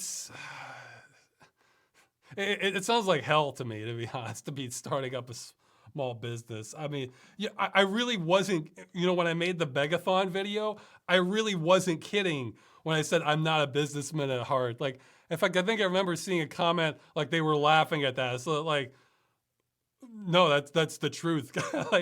like this is such a ridiculous concept. Like, well, no, not a lot of people aren't really cut out for business. I don't. It's a specialization thing. It just happens to be how the world runs. So yeah, I don't. I honestly have no idea. I would. I mean, I guess I could just make cool movies or store shorts and like a small studio until I go broke from it and make. I mean, I guess I could burn through the money and make cool stuff out of it and go broke. But okay, let's see. Yeah, with everything Nintendo has been doing lately, up to and including suing a couple for $12 million because they ran a ROM site, would you classify Nintendo as an evil company? From what I know, I'd say no, but I'd say they're more like an anti-progress company. That's not the same thing as evil. I mean, depending on what element of progress you're talking about. Like, if your anti-progress results in people dying needlessly, then yeah, that starts becoming evil. But Nintendo's not doing that. That I know of. I think there's like a Jimquisition video where they talked about, okay, somebody's saying yes, Nintendo is evil. There was a Jimquisition video where they said they were kind of they might have been using like someone else's code. Geez, I forget about that. I forget about that because like, okay, look, let's say that them suing them for $12 million. That couple, it's like, of course I want games preserved, but they were kind of being reckless about it. You know, the $12 million, I'm pretty sure that may not stick as far as like what they actually have to pay, because I think well, actually, I don't know. I think you just have to declare bankruptcy at some point. So in which case you sort of absolve yourself. I don't know. If not, that wouldn't fit the crime, I'd say. But I mean, they were putting up games that that are copyrighted. It's some of that stuff was abandonware, even though there's no legal distinction. I think there's I'm missing a word here. There's an analytical distinction as far as like what the punishment should be. Other stuff was just straight up piracy. It was just all there together as an archive thing. So while I would of course like to see things structured like that, it's pretty clear they're breaking the law and going for them. But okay, somebody's saying Nintendo has an immoral way to do things, like the unfair competition one, or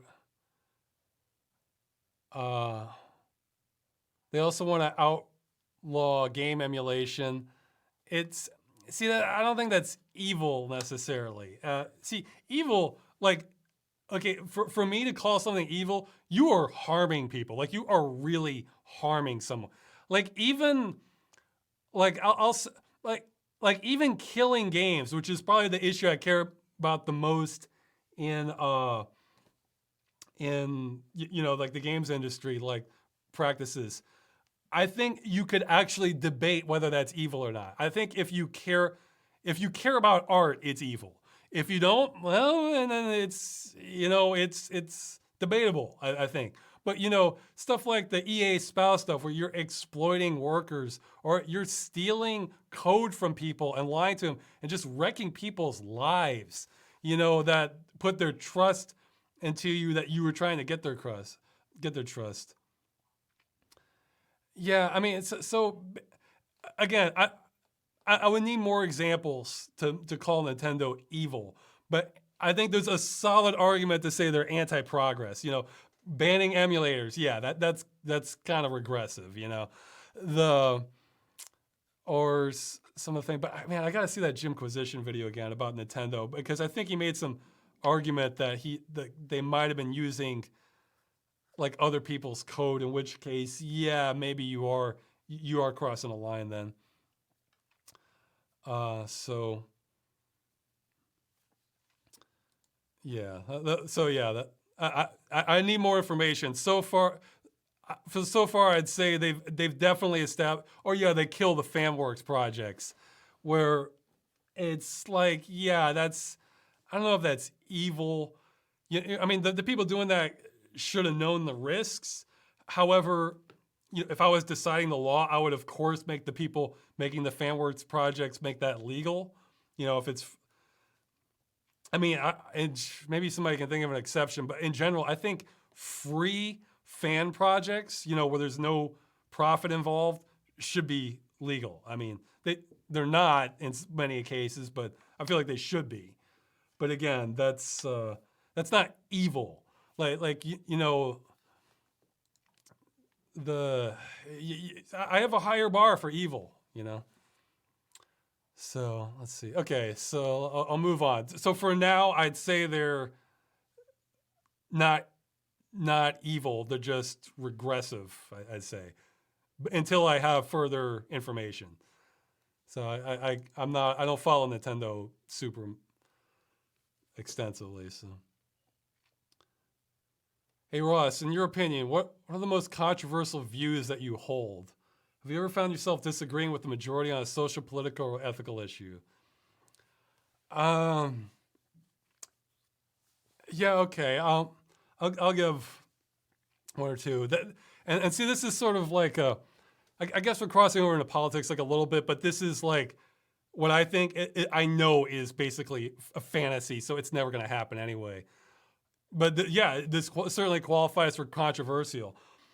I would argue I would be totally in favor of even arguably oppressive measures for having a reduced long-term population. To be 100% clear, I am not in favor of killing anyone. Like for that. So but work at it from the other end. From trying to get more of clamp down on like birth rates or something, because I mean, if you were to bring up that concept, of course, everybody saying Ross genocide. So that does not involve killing anyone. That does not involve killing anyone. So, it kills someone? Then that's not good. So, in fact, it's actually to, what? It's to prevent more death.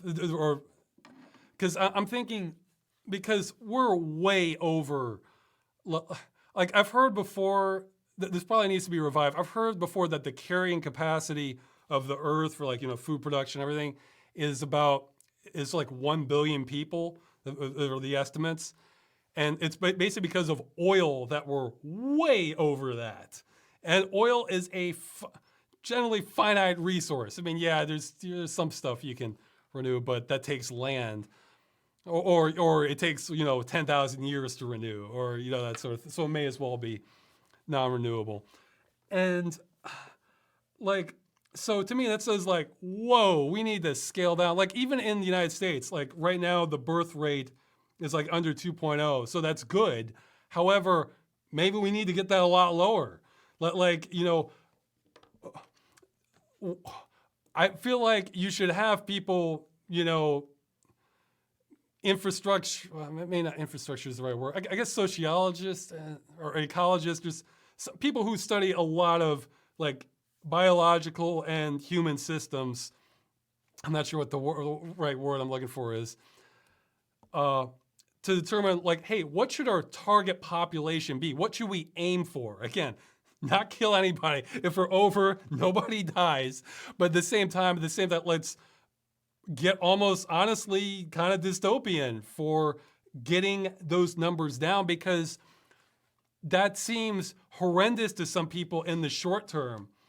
But in the long term, the consequences could be even worse, because this is just normal sort of systems of nature. Like this happens across all the time. I mean, an easy example, I grew up in Virginia, so this is an easy example you could see where sometimes you would have periods of deer overpopulation.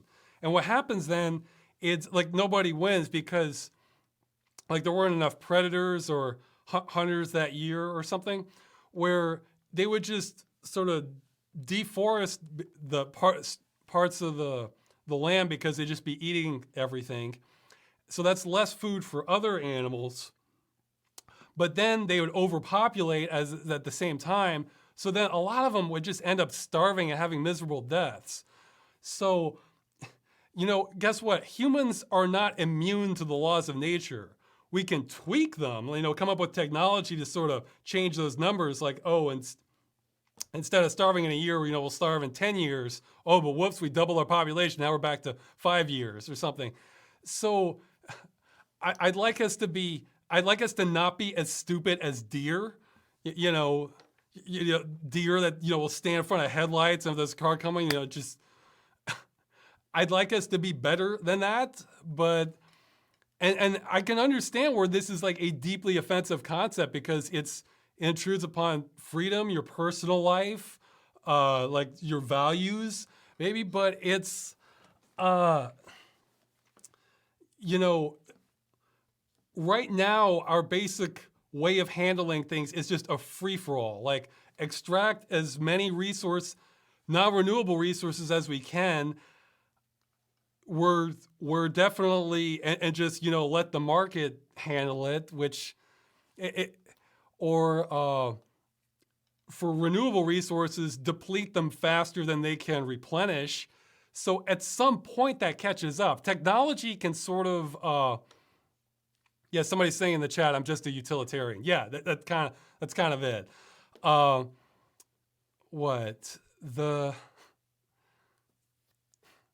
let's see, what else was I saying? And see, this is where I'm saying I wish Russ is a nationalist and not a globalist. It's like, well, wait, it's neither of those things. What are you? But see, people take their own interpretation, so you just got to take me at face value at the words. So, like, I'd like sustainability is what I'm all about. With like long-term politics and everything. So if you're not sustainable, well, then that's to buy yourself time so that you get to a sustainable level. And with extraction of resources, that's not really how it's going. Or for food production. Let's see. Yeah, let's see what was well. People ask for a controversial topic. It's controversial. I get that. Let's see what's another one. Like, I lost my train of thought here. Oh yeah, this is another concept that is just complete fantasy to how we're doing things. So it's not. Yeah, I see people are saying all sorts of stuff about me now. Well, hey, you can put this in the comments of YouTube. Be interesting to see what emerges from that. I think I'm okay. This one's complicated, but in my views, I would put an end to economic growth in general as a goal. Have again sustainability. Have a contraction. Figure out, well, what do we need? Okay, well, what can we have as far as like extra resources for luxuries and things like that? And like, what sort of system can we set up if nothing changes, like the way we're doing things? It's still fine in 200 years.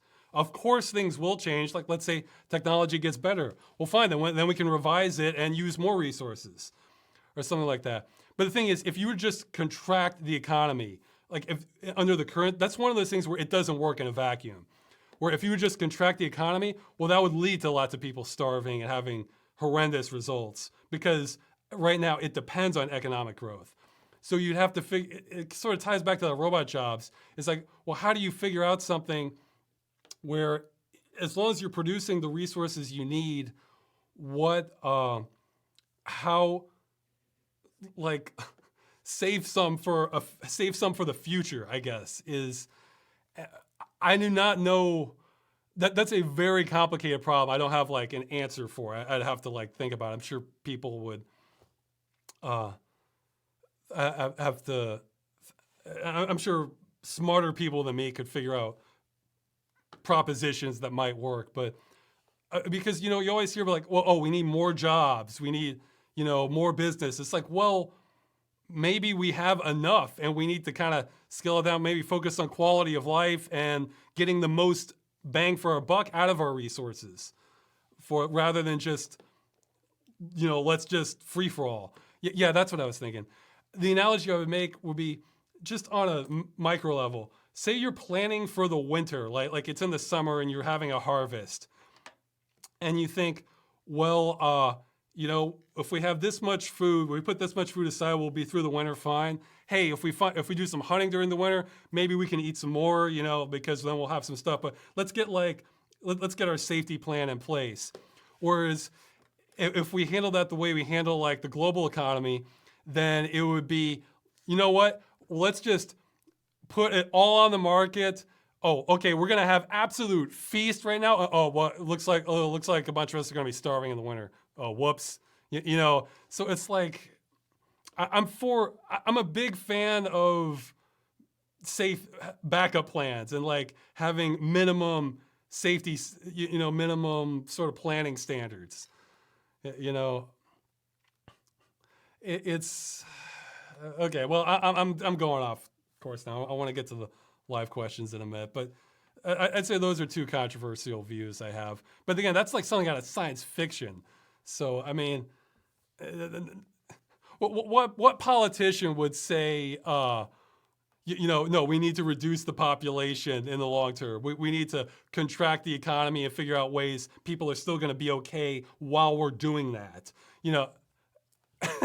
Like, what's the last politician that says we should contract the economy and then do all these other things? I can't even think of any. So this is science fiction. I know it's completely unrealistic, and this is why. Hey, this is why I dive into games and other escapism stuff so much. Because it's like I think we're on the wrong course for a lot of things. And one more other point I wanted to add is a lot of like controversial political stuff. If you saw the Deus Ex episode, I'm thinking so much of what is like controversial, not all of it, but so much. It's like this is what we're focusing on instead of maybe these more important issues over here. And so, yeah, you may have an opinion on that, but to me, that might be for the country, that's priority number one or priority number two. For me, it's priority number 538. So it's like, yeah, I don't know, like, but yeah, those are controversial views I'll stand behind. That others I feel like they're too nuanced. I don't want to like have to explain it because I think somebody's calling me Stalin now. So, well, those controversial views. So. Yeah, and again, well, okay, one last thing.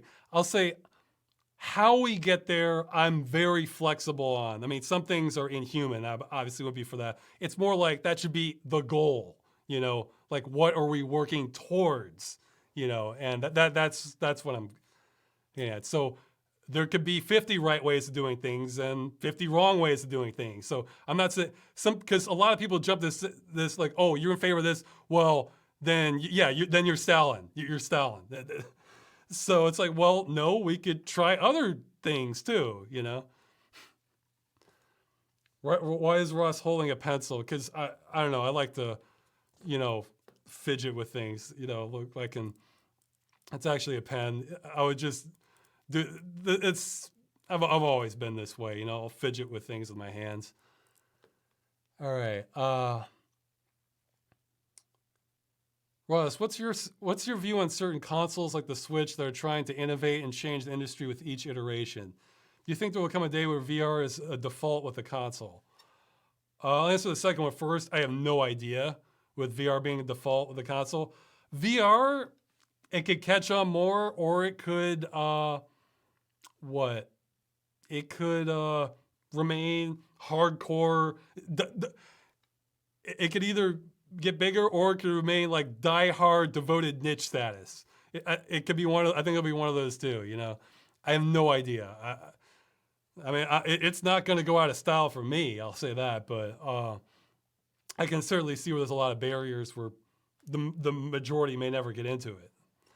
So, but I think consoles, like again, where they're trying to innovate, change the industry, I think those are the only ones in my eyes that can justify being consoles on like from a consumer perspective, because like I understand why they do it and it makes business sense, but I think there's a lot to argue that exclusives, like, platform exclusives are anti-consumer because, it's not that you can't have this game on another platform.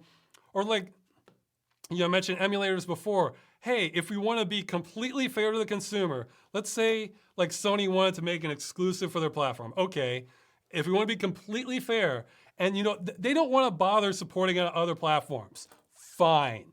Well then, fine, sell the game and let somebody else run it through an emulator on another platform where it's completely unsupported by Sony.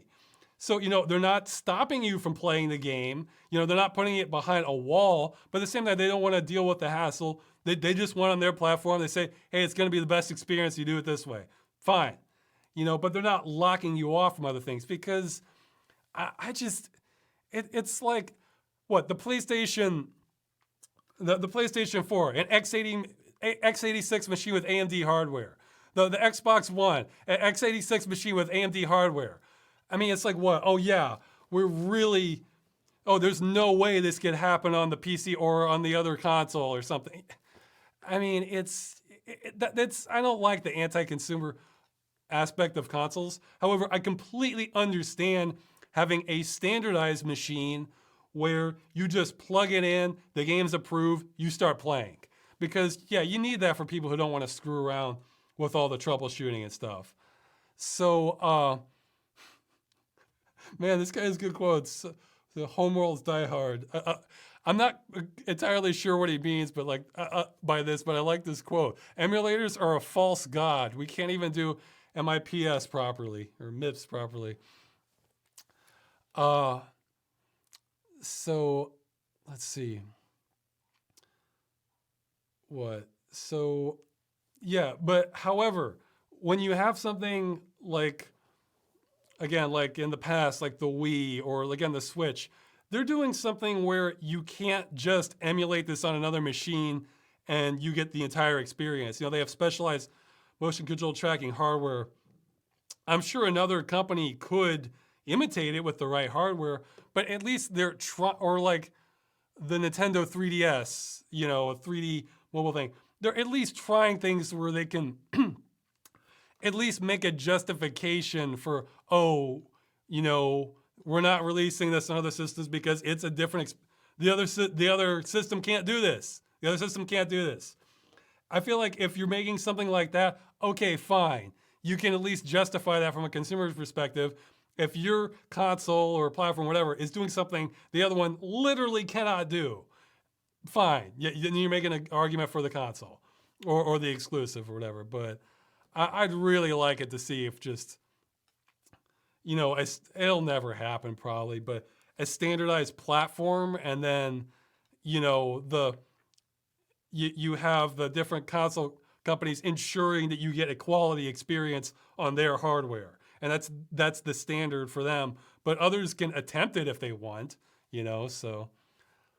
But it's the sort of thing where what's best for business and what's best for consumers sort of collide. So, your personal favorite game of all time? I don't have one. It's too vague. Maybe you'll think of some by category some other time. Somebody's asking about the Ace Combat series. I haven't played those. I'm generally not big into flight sims unless it's like, I don't know, I sort of feel like too detached for a lot of them, because it's like for shooters, you know, every flight sim, it's like, here's a dot and you gotta orient so you hit the dot and then like move around even though you can't see what's happening unless it's like a radar or something. I like flight games if it's like a little more kind of, I don't know if intimate's the right word, but like in your face. Like let's say you're flying down a canyon and you're dodging falling rocks or something. Okay, I kind of like it then. Or you're going through these tunnels or stuff like that. Then, or you're close to the ground or some. I like them more when they're like that. If it's just way up in the air, I don't know. It just sort of feels too detached for me. But obviously, there's a die-hard audience for those kinds of games. Do you think flight sims are particularly suited to VR? Yeah, I'm sure they can be. I mean, they're probably amazing for VR if you don't get sick. Would you consider streaming Black Mesa? I'm afraid not. I'm a bit burned out on to do more Half-Life than Freeman's Mind. I'd rather cover other games. Ross, I'm wondering how you eat your beans. Sure, I got 5 points, so I'll give it. Again, you have to understand I hate cooking, so this is just the least the shortest path, the point A to point B, and have it taste okay. I take a can of beans, dump it in, or no, I chop up an onion, throw it in a pot, put a boil, dump the beans in. Once it's boiling, I let it cool. Then I usually add some tortilla chips. If I'm feeling ambitious, I'll add like lettuce or alfalfa sprouts or something, and that's about it. You know, just I can my time invested in the actual cooking can be down to like 2 or 3 minutes that way. So because I can turn the pot on, walk away, come back, turn it off, you know, walk away for it to cool. So see, somebody's saying no meat. Well, meat takes time, you know, if you're gonna cook the meat. I mean, I like meat, you know, but okay, let's see. This is a long question. Okay. Would you be willing to write a book, long video, where you answer your most famous questions so people can check to see if their questions have already been answered? This sounds like something my time would be better spent elsewhere working on other projects. But if somebody feels ambitious, they can figure out a best way to sort which questions should be tallied out of these, or make an index or something. And I could maybe help implement that later if somebody has ideas on how to do it that doesn't take too much of my time.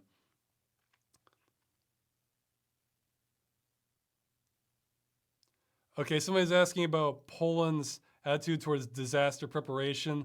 I'm afraid I'm not familiar enough with local Polish government or systems to know how they do that. So despite living here, I'm not as familiar with the system. I will say they have had some floodings that get pretty impressive, but yeah. I mean, I'm more familiar with American level because I mean, even though I'm living in Poland, I'll still follow some American news. So it's well, most of it's like the language barrier too. You know, that's probably most of it. Like if all the news was in English, I probably would be much more familiar with Polish politics and how the government worked and that sort of thing.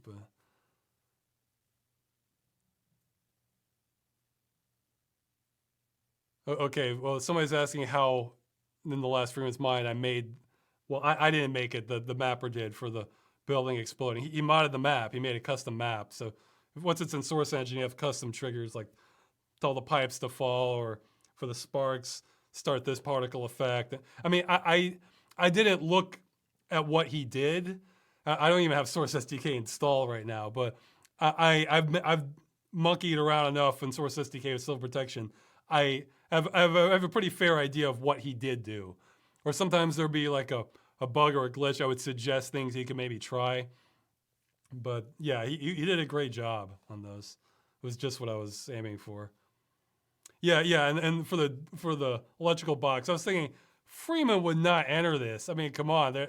So I had to sort of invent a way for him to get around the box that made sense, you know, the electrify box. Okay. Somebody's asking, would I be interested in a Doom-style game, but instead of fighting demons, you fight things that look like this, and it looks like this nightmarish blob that sort of reminds me of like a David Cronenberg thing, but mildly more threatening. No mazes, of course. Maybe. I don't know. It could be pretty horrifying. You know, I tend to be into scary things more than true horror. I'm actually not really into true horror, but there's big overlap between the two. So, and I'll get to live questions in just a minute. Let me see if there's any. Okay, I think I'm gonna have to get pickier on the questions. There were so many this time. Okay. Here, oh yeah, let me give a tip for future. If you want to have a better chance of your question being answered, make it less broad. Like, oh, like what is your favorite game, or well, okay, I guess that's not too broad, but like what game? Okay, maybe that's not what I mean. Oh, my brain's melting. Ones where I don't have to think. Yeah, like what's your favorite something, or that's not very specific about what it is, or you know, like which game brought an emotional response? Because it's like, gosh, there's so many games that I have trouble remembering all of these when I do the chat. So, whereas the song one was easier to answer because it was more specific. But okay. Oh, he's asking if I always wanted to do that with the last Freeman's Mind 2 episode. No, that was a response to me just being not liking. See, I don't remember every last detail of Half-Life 2. I'm sort of going through it as I do it again. That was me trying to. I just didn't like the way the game was going with how I'm doing Freeman's Mind. So that was me trying to find an alternative for that. Okay. Oh, wait. Okay, yeah, see, this person asked 5 questions in the paragraph. Okay, and some people answered it, so that's good.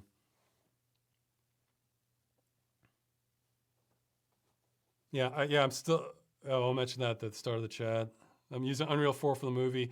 I think what edged me out over Unreal 4 over Unity, well, 3 things. One was it seems to have a little bit more of an edge for animation work. And again, I've explained this before with the movie. There's textures, mapping, models, and everything. Animation is like the sun. Okay, everything else is just planets. Camera controls, that sort of thing. Animation is by far the most important aspect of this because others, I'm sure they're going to be competent no matter what I use for like a major engine. But animation, I need as much help and shortcuts as I can get because that's where the bulk of the work is. So there's a few more with with Unreal. Plus, I'm able to get coders that can kind of fix things if there's problems with it. Although I probably can with that Unity also. And what? Yeah, okay. Plus, it was just sort of leaning to. Oh yeah, the third. Okay, so the first one is the animation seemed to edge out over Unity for like real specifics. 2, I have coders, more coders at least for Unreal that I'll be able to get help with. And 3, it's probably because because I'm missing some update that gave me problems or something. But Unity crashes my GPU every time I try to run it. Even the long-term service one, it just crashes the GPU, goes to black screen. Maybe if I was on the latest version of Windows 10, it wouldn't do that. I'm still on 7 at the moment, so that wouldn't rule it out entirely because again, I'm not going to stay on this forever. But that certainly was a strike against it for me. So, okay, the only Might and Magic game I've played has been the Dark Messiah one. The old ones, I think the combat might have held me back. I don't know. What are your favorite videos based upon Deus Ex? I don't know. Let's see. Ross, did you ever see the Rat movie? I don't know what. No, I don't know what that is. Maybe I forgot. Let's see. Modifying the Half-Life 2 maps does not take a lot of time because someone else is doing it, and that's why they're in the credits. They're doing a great job. In fact, may have a little bit more of that in the future. I'm not going to throw it. I'm trying to keep the Half-Life experience about the same, but there's some things I just, if I have the option to deviate, I want to deviate. So, have you played some more experimental Half-Life mods like the Puppy Years or Half-Quake? Not really. I think I played some total conversions back in the day, like with firearms or Counter-Strike or I played this one where you were like, it has like the single, I played The Hunger, but I also played like, there's this single player one where it's like, it takes place like in the Vietnam War or something. I forgot the name of it, but I played this sort of vampire versus vampire hunter mod. I played a few miscellaneous ones, but they're usually more total conversions rather than just like simple game mods.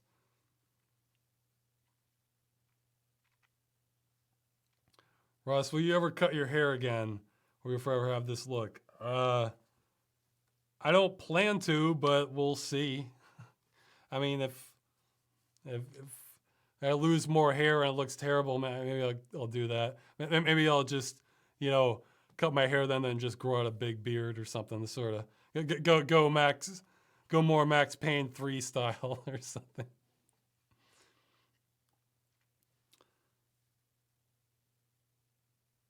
Okay, this one's a bit vague, so I'm gonna skip it. Well, what's wrong with Depths of Peril? I remember Depths of Peril being. It's like there were these systems going on where I was trying to figure out what was going on, but then like you kept having these things work against you, and I don't know. You, will I cover it in the future? Yeah, I can maybe cover it in the future, give it an honest. Death's Apparel is one of those I sort of gave up on, but it had very cool ideas, but the implementation wasn't. The implementation wasn't. It had issues.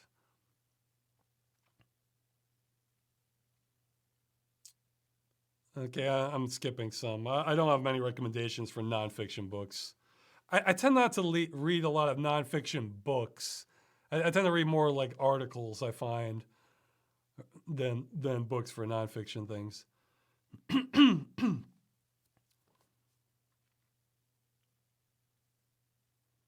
Okay, this is another broad question, like your dream VR game. I don't know. One that wouldn't make me too sick, but...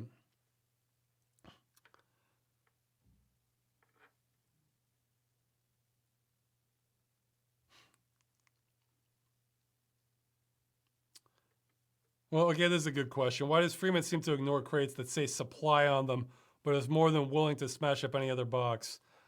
A couple reasons. One, one of the earlier ones, they didn't, in Half-Life 1, they didn't say supply for the most part, so it was just an excuse to skip past them.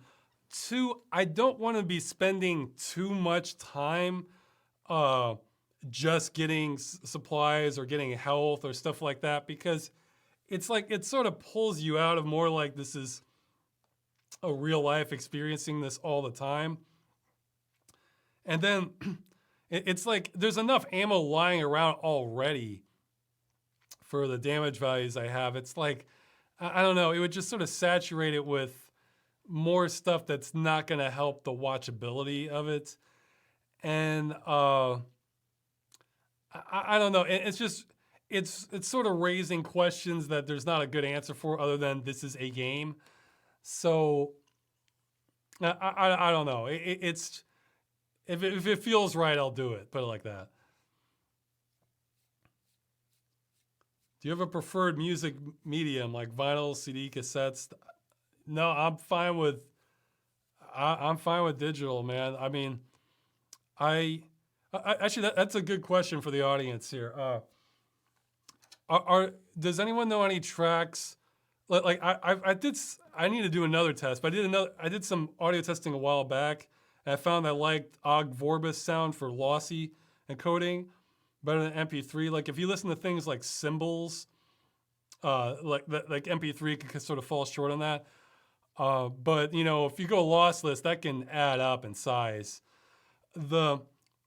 Are there any songs people know of that lossless, it sounds good, but like you really hear the difference, like let's say an Ogg Vorbis or MP3, like at lower bit rates? Because I'm wondering what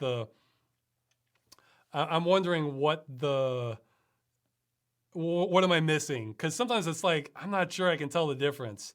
So I'd want to hear tracks that accentuate accentuate the weaknesses. I'd be curious which ones do that. I mean, I usually listen to like an MP3 player, but it can be a. Okay, someone's saying Providence by King Crimson sounds better compared to. Okay, someone's saying On the Run by Pink Floyd. Okay, maybe I'll check those out and see if I can hear the difference. Because if I can't hear the difference, I'd rather just take the lossy copy, save the space. I mean, if I can hear the difference, then yeah, I don't like that.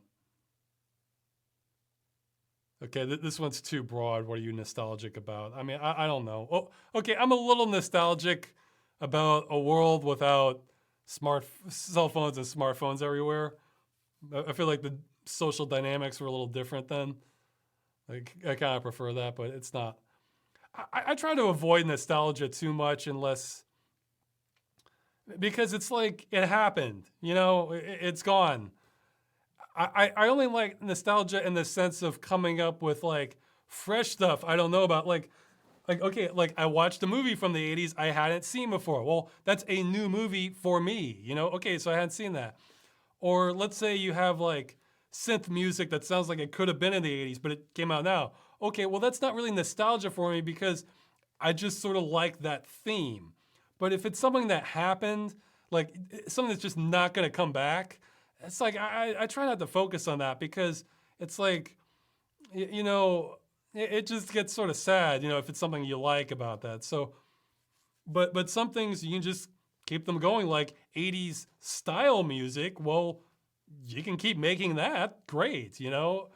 So if you like that sort of thing. So I mean, I can like themes that emerged in different eras, but that's not really the same thing as nostalgia. Like, oh, like going back and like looking at old photos of things that you did. I don't like that because it just isn't a feeling I like. I'd rather focus on like the present and the future, you know.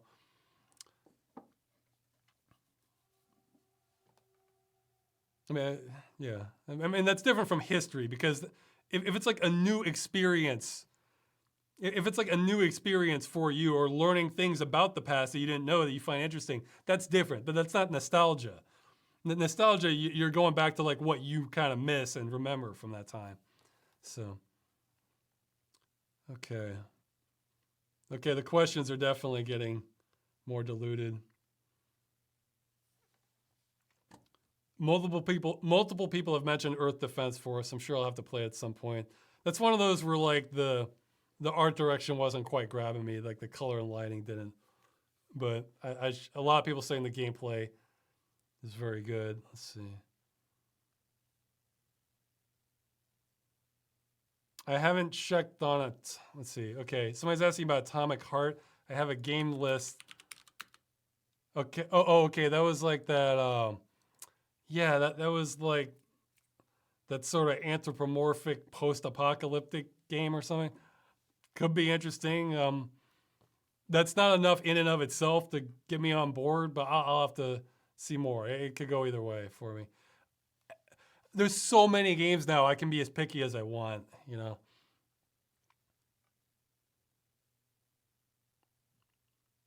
Assuming I'm thinking of the right game. Let's see. Ah, there's a company, Key Mouse, that's working on designs similar to the Claw mouse. Well, the Claw was actually a keypad. Okay, I haven't heard of that. I'll check it out. Okay, well, this one got negative points, but it's I feel like it's a good question worth addressing. Okay, well, thoughts on the Oculus Quest and mobile VR in general. I'm not as interested in that stuff, but I mean, because I just want like the best experience. Wireless, you're gonna have to sacrifice things because you gotta either take the streaming and get the latency, or you get just the battery power time. You can't. But you're not being able. I don't think you're gonna be able to throw as much power into it as you would with like a wired one. But he said you've only talked about top of the line rich people VR, but you can. And he's talking about other worlds are much cheaper with mobile VR. Okay, well, mobile VR if you have the phone. I don't have the phone, so it's the same cost. Hey, you want the poor man's, you want the cheaper VR, look up the Windows mixed reality devices. The Lenovo, HP, Dell, those will go on sale sometimes. I think the most recent one, I saw it down to like 170. I mean, and those have higher resolution than the Vive or the Rift. I think probably not as high as the Vive Pro.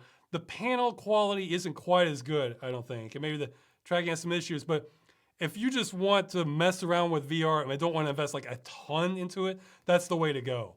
So yeah, I felt like that was a good question. So yeah, no. In fact, I'm not talking about top of the line rich people VR. The real top of the line stuff is like the Star VR or, well, that one may not even come out, but there's another one I forgot the name of, but it's like $3,000 or $4,000, or like by top of the line. I'm thinking even Vive Pro. That's pretty rich for my blood. That one's like way up there, but yeah, you know what? That was my experience too. So, but I only had a brief. Somebody's mentioning this in the chat. PSVR is a good price, but he's saying the tracking is terrible, makes some games unplayable. I found the tracking definitely had issues. And just like, yeah, see, Pimax is sort of on the edge for what I would consider paying. But actually, right now, I have to upgrade because I'm on Windows 7 still. But if I was going to buy one right now, I would probably go with the Samsung Odyssey Pro. No, Samsung Odyssey Plus. Because that's another one of those mixed reality devices, so it requires Windows 10. But it seems to have the best panel quality, as I understand it. Like, apparently, they've eliminated the screen door effect. So that's a big deal, I think. And it's cheaper than it's way cheaper than the Vive Pro, and it has, I think, my understanding, it has better visual quality. Man, I think Oculus and HTC are kind of dropping the ball. The best stuff's coming from other companies. Like, I think Pimax, I mean, maybe not for mobile stuff because I haven't followed that as much, but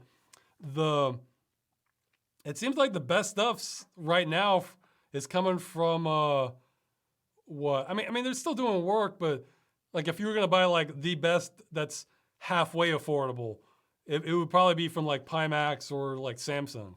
So, but of course they give no publicity because the tech media doesn't always know what they're doing. But all right, we're down to the 0 point question. So now I really got. This has been going on a long time. I have not played the old Dracula games. Okay, I'm down to the end of the question. So you can start typing stuff in the chat, put 3 equal signs, and I'll look at the remaining questions here.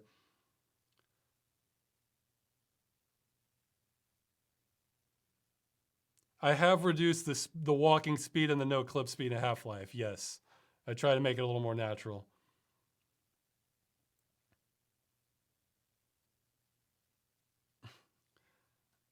I don't even know how I'm going to handle everything in Half-Life 2. It's like I kind of, a few things I have ideas, other things I deal with it when I come to it. Okay.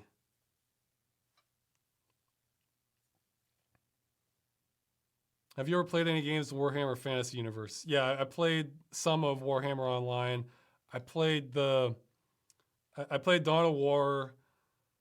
There's several I want to play. I played a little bit of Total War Warhammer. But that one says a learning curve, man. I want to play that one though.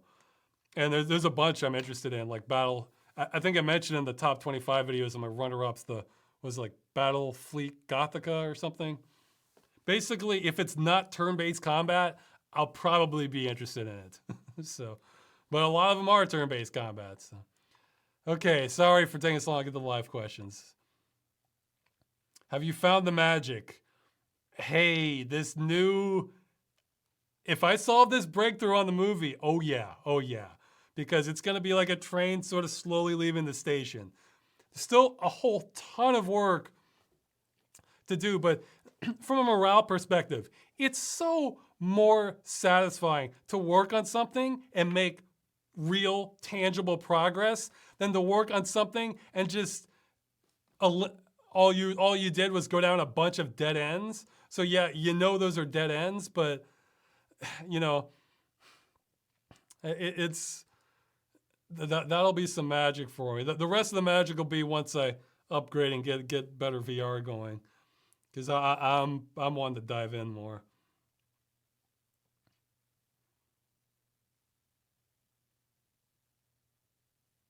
I was not aware that Indiana Jones and the Fate of Atlantis and Flight of the Amazon Queen.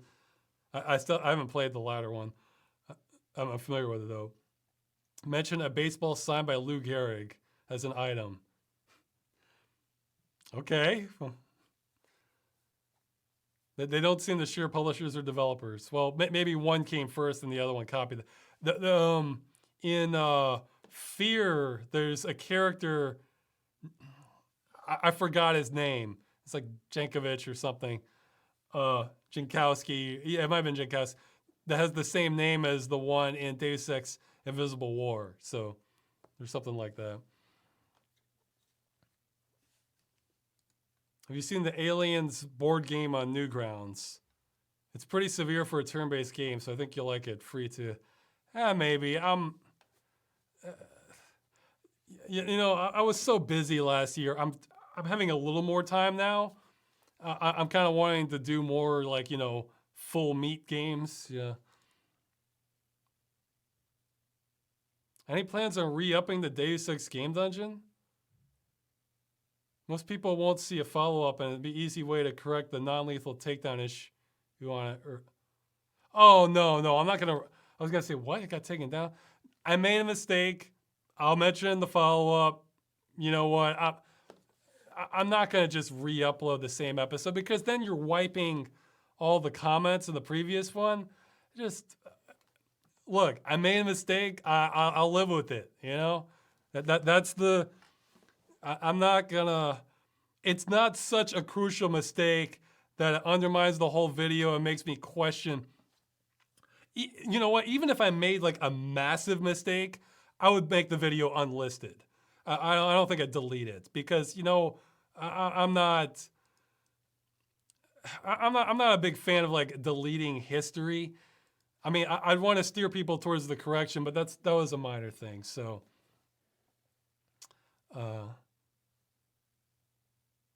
Yeah, I mean, I figure if it's not something I don't want up there, then I should have thought of that before I put it up there. But how do you go about equalizing audio in your videos?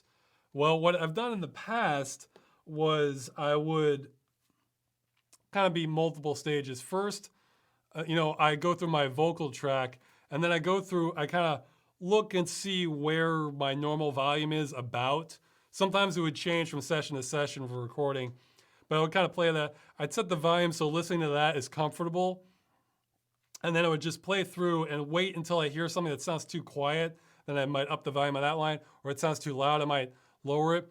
Where it got really nitty gritty was for like say the volume's fine, but then I say like yeah, well, you have to go do that, and then like the peak of the well for how I did that would just be way too loud compared to everything else. So I go through and highlight that part and lower the volume on that. So I have to like lower those little peaks there. But see, other peaks I'm going and it sounds okay. So I don't want those peaks lowered. So that was the first stage, and then I run that. Once I have that track, I go and balance it against like effects or like background game audio or music or something, and just kind of tweak it. It's very time consuming and tedious, and I'll be only too happy to eventually get to a point where somebody else can do that. That'll be such a morale boost. It's going to be more work up front probably, because somebody may work on it and I'll be like, no, I'm still seeing like 25 problems here, and I have to go through it, and it may not save me it probably won't save me any time initially, but I've got to do it because that's not something I specifically need to be doing. But yeah, that's the general process. Okay, let's see. Regarding encoding music, if you tried Opus, I find that it's indistinguishable at 128K bitrate. No, I actually haven't heard of that one. Let's see. What do you think of the marketing of the new Unreal store, especially striking deals with publishers? That's one where, yeah. What they're doing is they're paying some publishers to like have exclusives on their store. This is like, this is complicated, I guess. Okay, because at face value, generally I don't like seeing exclusives. However, yeah, there's all sorts of caveats in this one, from my opinion on it. However, a platform a store exclusive is completely different than a platform exclusive, because they're gonna have Journey come out on that. Well, that used to be an exclusive on the PlayStation 3. Well, you know what? It's like if you have a PC, again, well, especially now, they're x86 machines. Oh, your current x86 machine that has 3D graphics isn't good. We need you to buy a second x86 machine with 3D graphics just to run this game because it's artificially tied off. It's like, that just bugs me. It's like a redundancy. Again, it's kind of anti-consumer. This is just like, oh, use a different store. Okay. That's not that big a deal to me, because it's like, sure, whatever. And that wasn't Journey wasn't a platform exclusive. It came out on the PlayStation 3, came out, now it's finally going to be coming out on PCs. Oh, great, Now that does work.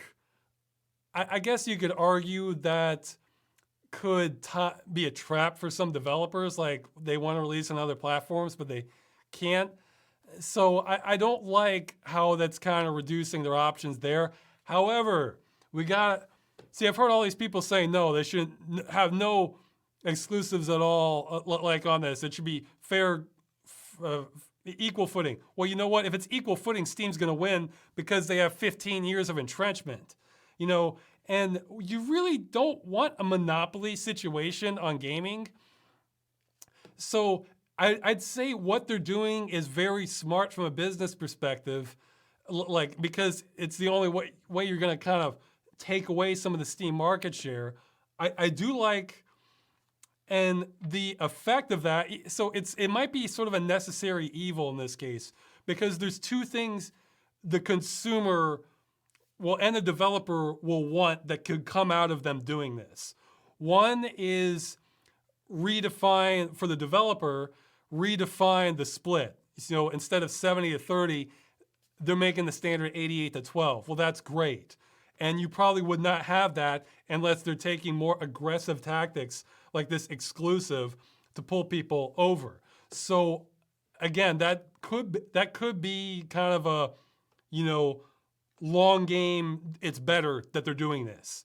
It's tricky to predict. And and for the consumer, again, you don't really want Steam having a monopoly. Yes, technically they don't have a monopoly, but they have kind of a de facto monopoly. If you're not looking at AAA games, and that have their own services now. Look, you have some competition from GOG, but man, Steam has a ridiculous market share for PC gaming. I think at one point it's 70% or something. I'm not sure what are the statistics on this, but so that gets dangerous because sure, say Steam's more or less okay now. Well, let's say in 10 years or 20 years, Gabe Newell retires and they take the company public. And, then anything could happen. Then maybe they decide, you know what, in order to maintain, we're going to make this so that you got to start paying monthly to maintain your game collection, and then you lose it or something. And then you're locked in. You have no choice. So you kind of have to have these escape routes. And finally, that said, there's nothing saying Epic couldn't turn kind of evil later on, too. I think, as I mentioned before, Tencent owns a substantial portion of the company. So maybe the investors in that want some anti-competitive stuff later. So I don't know. For now, I think overall it's good, and if not necessary, but it's tricky. There's a lot of dynamics. So it's complicated, I think. So, but yeah, I so far I approve of what they're doing, but it's not blanket approval. They can do no wrong kind of thing. It's a complicated dynamic. So, okay.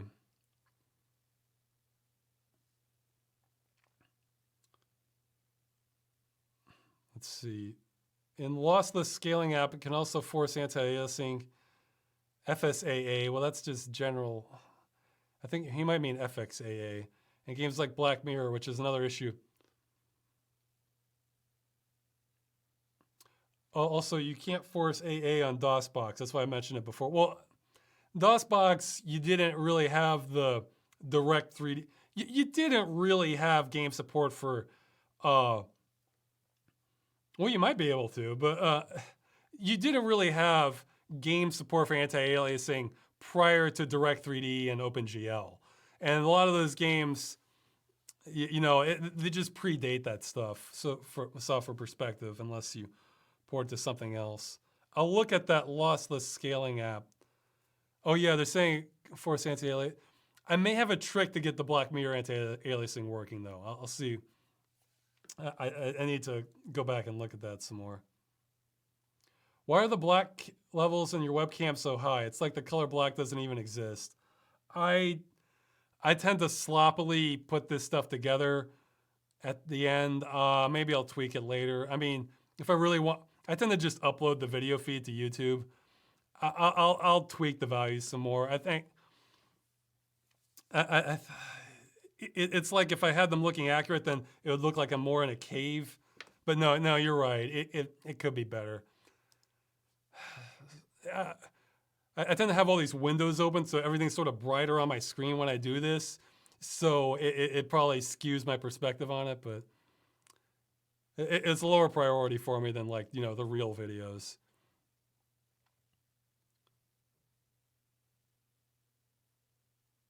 How is winter treating your apartment now? Are you able to air out? Sometimes. Sometimes people burn just horrendous stuff, and I can't tell where it's coming from. Some of it's coal, and something else terrible, I'm sure. How come you didn't use Steep as the Game Dungeon Winter Sport game? I haven't even played it yet. I bought it during the summer. I didn't have a chance. So some games I have a feeling they're going to be interesting, like Realms of the Haunting. I haven't played that one, but I have a feeling now that there's something to this game. Steep, it could just be the sort of thing, well, like, okay, it's a snow game, but I still need to play Steep. I haven't had time. So, how do you feel about Valve as a company? I feel like they've done a lot of good. However, I feel like they have a lot of squandered potential too. Like, I feel like they could use better organization. This sort of free-for-all, nobody's the boss thing, I feel like that's maybe a failed experiment, and the only reason it's still going on is because of the massive amount of money they've brought in from PC gaming. I feel like you should have structured management, but hey, you know what? You want to keep it nice and friendly, have a when it's done policy. You know, don't rush anything. If you have the money, fine. Take your time, make a good game. And two, you can make it kind of democratic, you know. So even though there's a project manager, people can voice their opinions and influence the decision. It's not just completely top down. The management is more for keeping everything together, you know, making sure like the maps are getting made, or, you know, these sound effects, or rather than just kind of having it anarchy the way they seem to be doing it now. I feel like they could do. I feel like they can, if they had the right focus with the amount of revenue they have, they could have 10 times. They could have done 10 times what they've done without sacrificing the quality or compromising like their values or that sort of thing. So I don't know. Maybe 10 times is an exaggeration, but I feel like they could have done more, because I mean they have so much money and the freedom to do anything that what they produce, I'd say it's separate, have completely different divisions for Steam versus other games and other projects. You know, there's the Steam division, then there's other, and the only overlap is just for making the software work between each other. Like one just have part of the business just completely for sales. I mean, as a storefront, and then everything else is everything else. You know, I wouldn't. That's how you can make sure like you're not overwhelmed, you know, because you don't need the same kind of talent for just running a competent store that you would for having a unique creative experience. You know, they're different skill sets. Okay, let's see. Any plans to do more mainstream game dungeons like Deus Ex? Yeah. Well, we'll see more. That might happen more once we get to like the request episodes. I don't think I have any immediately lined up that I can think of. What are your stance on political themes in video games? I think, yeah, they need to be well thought, like a Deus Ex, so the bias can be tolerated if it's not central. I think it's more like try to make it timeless, you know, because I think some of these political things, they sort of tie into like stuff that's going on at the time, and then just later it just doesn't work so well. Whereas, see, that's for like good science fiction. You can have political themes emerge in that all the time, and they can be just as relevant 50 years later. So I think you gotta, like, if you want to cover a political theme, well, I guess two things. If it's just a straight up political game, yeah, sure, make that. I mean, like, I think there's ones that like actually cover like political events or like real life events. Sure, I mean, you can make that if you want, but probably wouldn't be my favorite. But I mean, concepts or I feel like those have a lot better staying power. That you know, and I would argue maybe don't try to force them into established franchises that are not known for that. You know, it's like come up with a new intellectual property. Like, uh, see, I think that happens. This is probably going to be going on forever because this is perfect click. This is perfect misdirection clickbait controversy where let's say somebody comes up with something politically charged, right? But then they wedge it into an existing franchise where that was never the game's thing, you know? And then you have the one side defending it saying, how dare you argue against this? And then you have the other side who are against those people. And then you have another camp that's like, why is this in this game? You know, so it's, I can totally understand that third camp there, you know? Whereas if it's a game that's like trying to make whereas a new intellectual property, you don't have that sort of baggage. It's like you want to make your statement with the game, fine, go ahead and make your statement with the game. You know, have it actually fit. You know, whereas a franchise, by definition, there are certain things the fans are going to be looking for. Like with Supreme Commander, I want to see like robots and futuristic installations all over the place, and or like this really complex. Even if I had let's say I had a spin-off where it's not a strategy game, fine. Well, I want that stuff thematically. If it's a strategy game, I want to have hundreds of units and just all these different dynamics. That's what I expect from that franchise. You know, so if you want to make a completely different game, maybe do a different intellectual property. This I feel like that concept's not emphasized enough. You know, because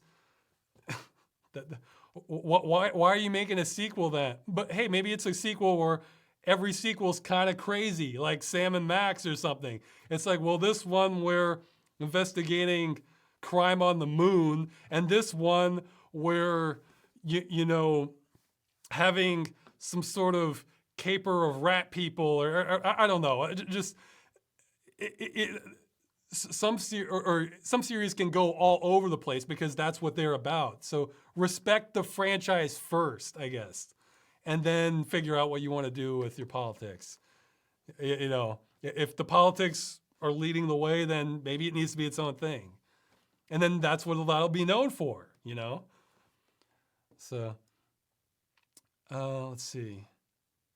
Ever played Homeworld? I still need to. Then that's one of those where it's like kind of daunting, but I want to, and for sure I'm gonna play the Deserts of Iraq one, or Karak or whatever the name is, because that one, my brain can handle that one on the ground better. Okay. Man, I'm going on 3 hours, I think. Okay, I better tie this up. Have you figured out the soundtrack you're going to use for the movie, or will you source it out once it's finished? I'm going to get custom composers so the timing can match. And actually, I have a lot of like existing soundtrack themes in my head. So like I'll want like ballpark themes for like different parts of it. Other stuff will be a little more open-ended, but that's very much a late phase thing. So I'm not, just from telling the story, I have like an idea of like the sort of music I want in my head for it. So let's see. And now I'm like 20 minutes behind on the questions. Great. Have you considered premiering your next Freeman's Mind on YouTube? If I can figure out what that means. I mean, I don't know. Boy, the last one, it came out hot off the press. Like, in fact, I want to mention, somebody's mentioning like the light balance values.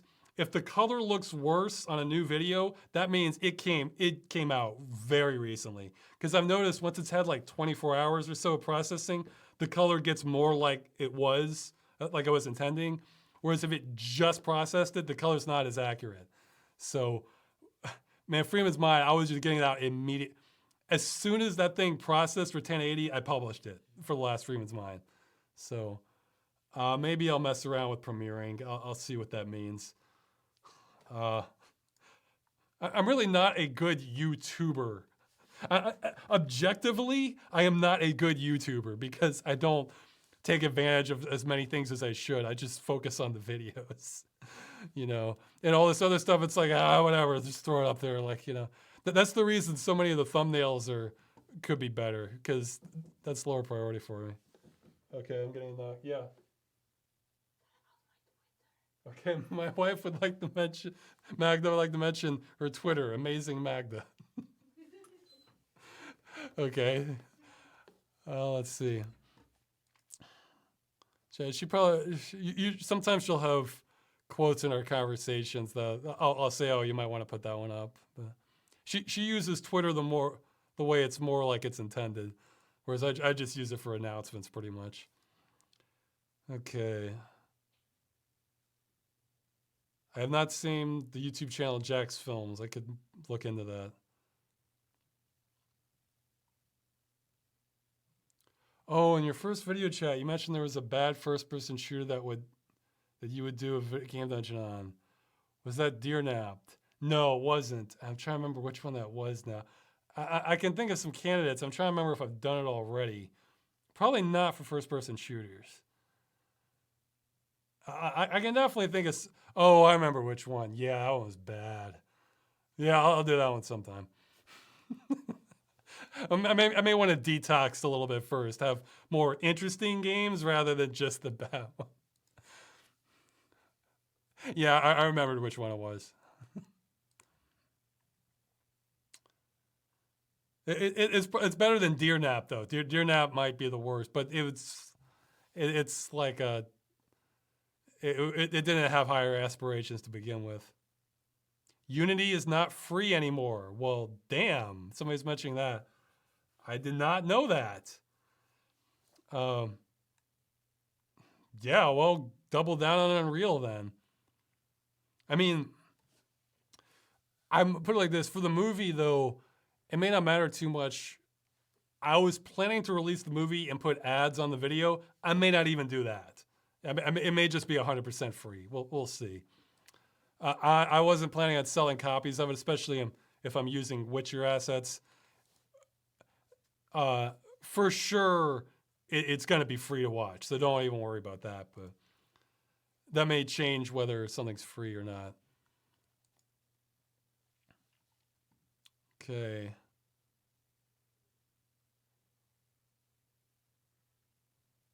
The last Game Dungeon episode in Requital seemed to be very light on cutaways to discussion of real-world issues mentioned in the game, or amusing anecdotes from your life. Was that intentional? No, it just sort of depends where the game takes me, you know? I mean, Apocalyptica, I'm trying to think, like, what would I tie that into? You know, it's like, I was thinking of maybe talking a little bit about the Crusades in that one, but I don't know. I didn't come up with ways to... It didn't really jump out at me. Although, meanwhile, the Monty Python thing just jumped out immediately at me. Like, that's Sir Lancelot. Because, I mean, boy, I play that game, I get there, and, like, it'd probably been good if I was streaming, because I just get there, I'm just, like, stunned for a few seconds. Like, what? The jail cell's empty? He's already been rescued? Like, what? Like, I was literally stunned for a few seconds when that happened. And then just charging up the stairs, hitting people with the sword, it reminded me of the Tale of Sir Lancelot. So it just depends on where the game takes me. You know what it I don't. Well, some episodes I do. Most episodes I don't start off knowing I plan to tie this into some real event or thing. It just depends on the game and my thought process and everything. I'm skipping people asking about the time scale for Freeman. I'm just gonna try to grind it out. No promises on time. I think there's. I would say that's what I should do. Probability of more Freeman this month, very high. I'll say that. Yeah, I should rate all my dates by probability. That'd be great. That's what I should have been doing this whole time. Okay, so very high for more Freeman this month.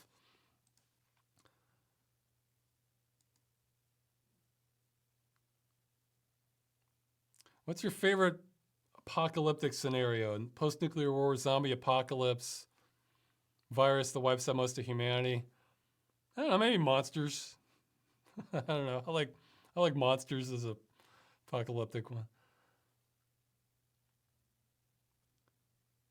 Would I play XCOM Apocalypse and says real-time combat? Possibly. I think that one. I think a lot of XCOM fans didn't like that one though. But do you have any interest in tabletop role-playing? Almost certainly not in and of itself. I mean, I like the imagination aspect of it, but it's like the same thing for me with turn-based combat. It's like, oh my god, the actual mechanics of where the character's going and figuring it all out. It's just this part's taking forever, and I don't really enjoy that aspect of it. I just want to figure out what I'm doing and go. Just go. Let's attack. Press the attack. Or figure out our tactics, and then. But it could, I mean, maybe it could be interested as like a social thing,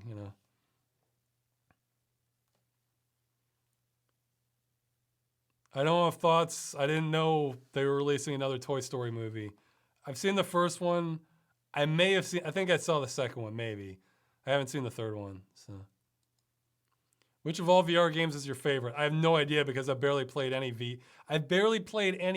native VR games. I don't even have the controllers. I only have the DK2. So what I've been doing most of is VorpX with taking existing games and putting them in. I've just been doing tests now because the resolution isn't quite high enough for me to enjoy it. I'll say Metro 2033 had fantastic, like the 3D element was like perfect under VorpX. So some they're a little bit better, some are a little bit worse. That one was just perfect in terms of like the scale. But I'm more interested. VorpX is the killer app for VR for me personally. Once I have like a set with the controllers, maybe I'll try out some more of the VR games. But I barely played any. I mean, which VR games can you play without controllers? So.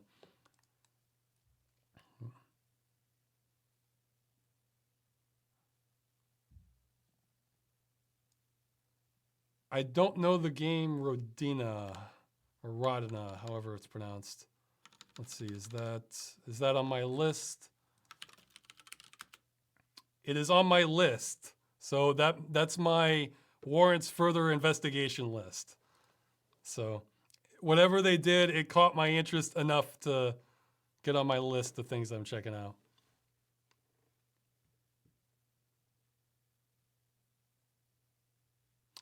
Okay, this is sort of a long question. Maybe save this for another time.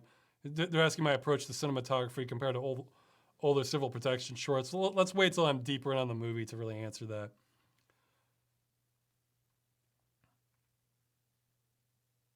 Somebody's asking about me trying Windows 10 and Ubuntu. Stay tuned. That's all I'll say. Stay tuned. There's stuff coming on that. Okay, somebody's saying Titanic Adventure Out of Time has a great soundtrack. Now I'm still 25 minutes behind me. Okay. A new most anticipated games list. You're probably not going to get that, but you're going to get something that should be satisfying in that same vein. I'll say that. That's coming.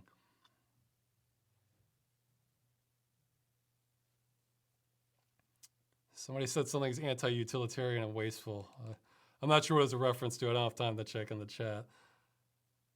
What do you think about Bungie leaving Activision? Activision is not known for being a great company. This kind of goes back to like I'm saying, like in order to be profitable, you sometimes need that ruthlessness. I get the feeling that's Activision, and Bungie probably just wants to make a good game for their standards. So it's probably a good thing, All Yeah, see now I'm up to people saying hi to Magda. Regarding the movie, are you going to render at 4K also? Yeah, why not?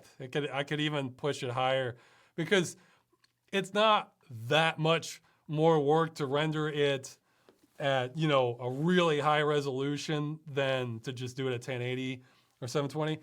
Now, you ask, why don't I do that for Freeman's Mind? Freeman's Mind is sort of like an ongoing kind of assembly line thing where I'm just spinning out, where the movie, it's like, it's got, you know, it's taking years to make. And then that last step, if it takes a couple extra days or a week or two, so what? You know, it's not like I have to change things all around. So yeah, why not? I'll just get the space and do it that way. It's just more crunching time for the computer and more space, pretty much. So that Half-Life, especially on Source Engine, it gets more complicated since they have to render the whole thing lossless at 180 frames per second before I do the motion blur. So, Ross, what's your take on more obscure punk genres like diesel punk and atom punk? I'm not sure what atom punk is, but not getting their time and the sun like cyber steampunk. I'm an equal opportunity punk enthusiast. Bring me a punk game, I'll probably be interested. I'm fine with just regular punk. Cyberpunk, yeah, just bring on the punk games. That's not going to get old with me anytime soon. Food you like to eat more of but can't. The delicious desserts. Okay, I'm almost caught up on the questions.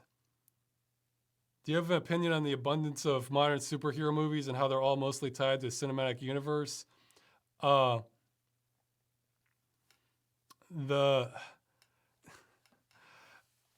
mean, I'm not really into superhero movies in general. So the fact that these are watchable means they're doing mostly a good job on them. You know, I made a joke before that, like, in the future, all movies will be superhero movies. You know, they're selling, so that's what they're gonna kind of go with. Okay. Somebody's saying Adam Punk is Fallout, basically. Fallout could be a little more punk, I think. Rage, I think, is going to be more punk. Like I think Rage 2 might be good, but we'll see. Ross, do you think Elon Musk is a modern day Tesla, or is he just overhyped celeb? Well, I mean, no, I don't think he's a modern day Tesla. Tesla's a tall order. I mean, for comparing yourself to, I mean, I'd say you can make a fairer argument. Elon Musk is more like an Edison. Tesla is a I mean, because, you know, he has like the business savvy and the technological push, but I mean, I'm not familiar with what Elon Musk has just straight up invented. Like, I mean, stuff where, you know, you just made breakthroughs in science and technology, not refined some process or made the, you know, entrepreneurial push. Tesla's a tall order, so. And yes, I do like electronic music. Okay, I'm gonna go ahead and stop now. And somebody's saying pie or cake. I freaking love both. I'm an addict.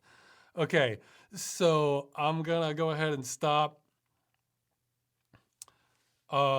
Here, this went on way longer than I meant to. The Freeman's Mind little bonus coming out extremely soon. More Freeman's Mind, high probability of coming out this month. And I'm working on other cool stuff. I'm actually pretty excited about everything that I'm doing right now. So cool stuff coming. All right, I'll see you later.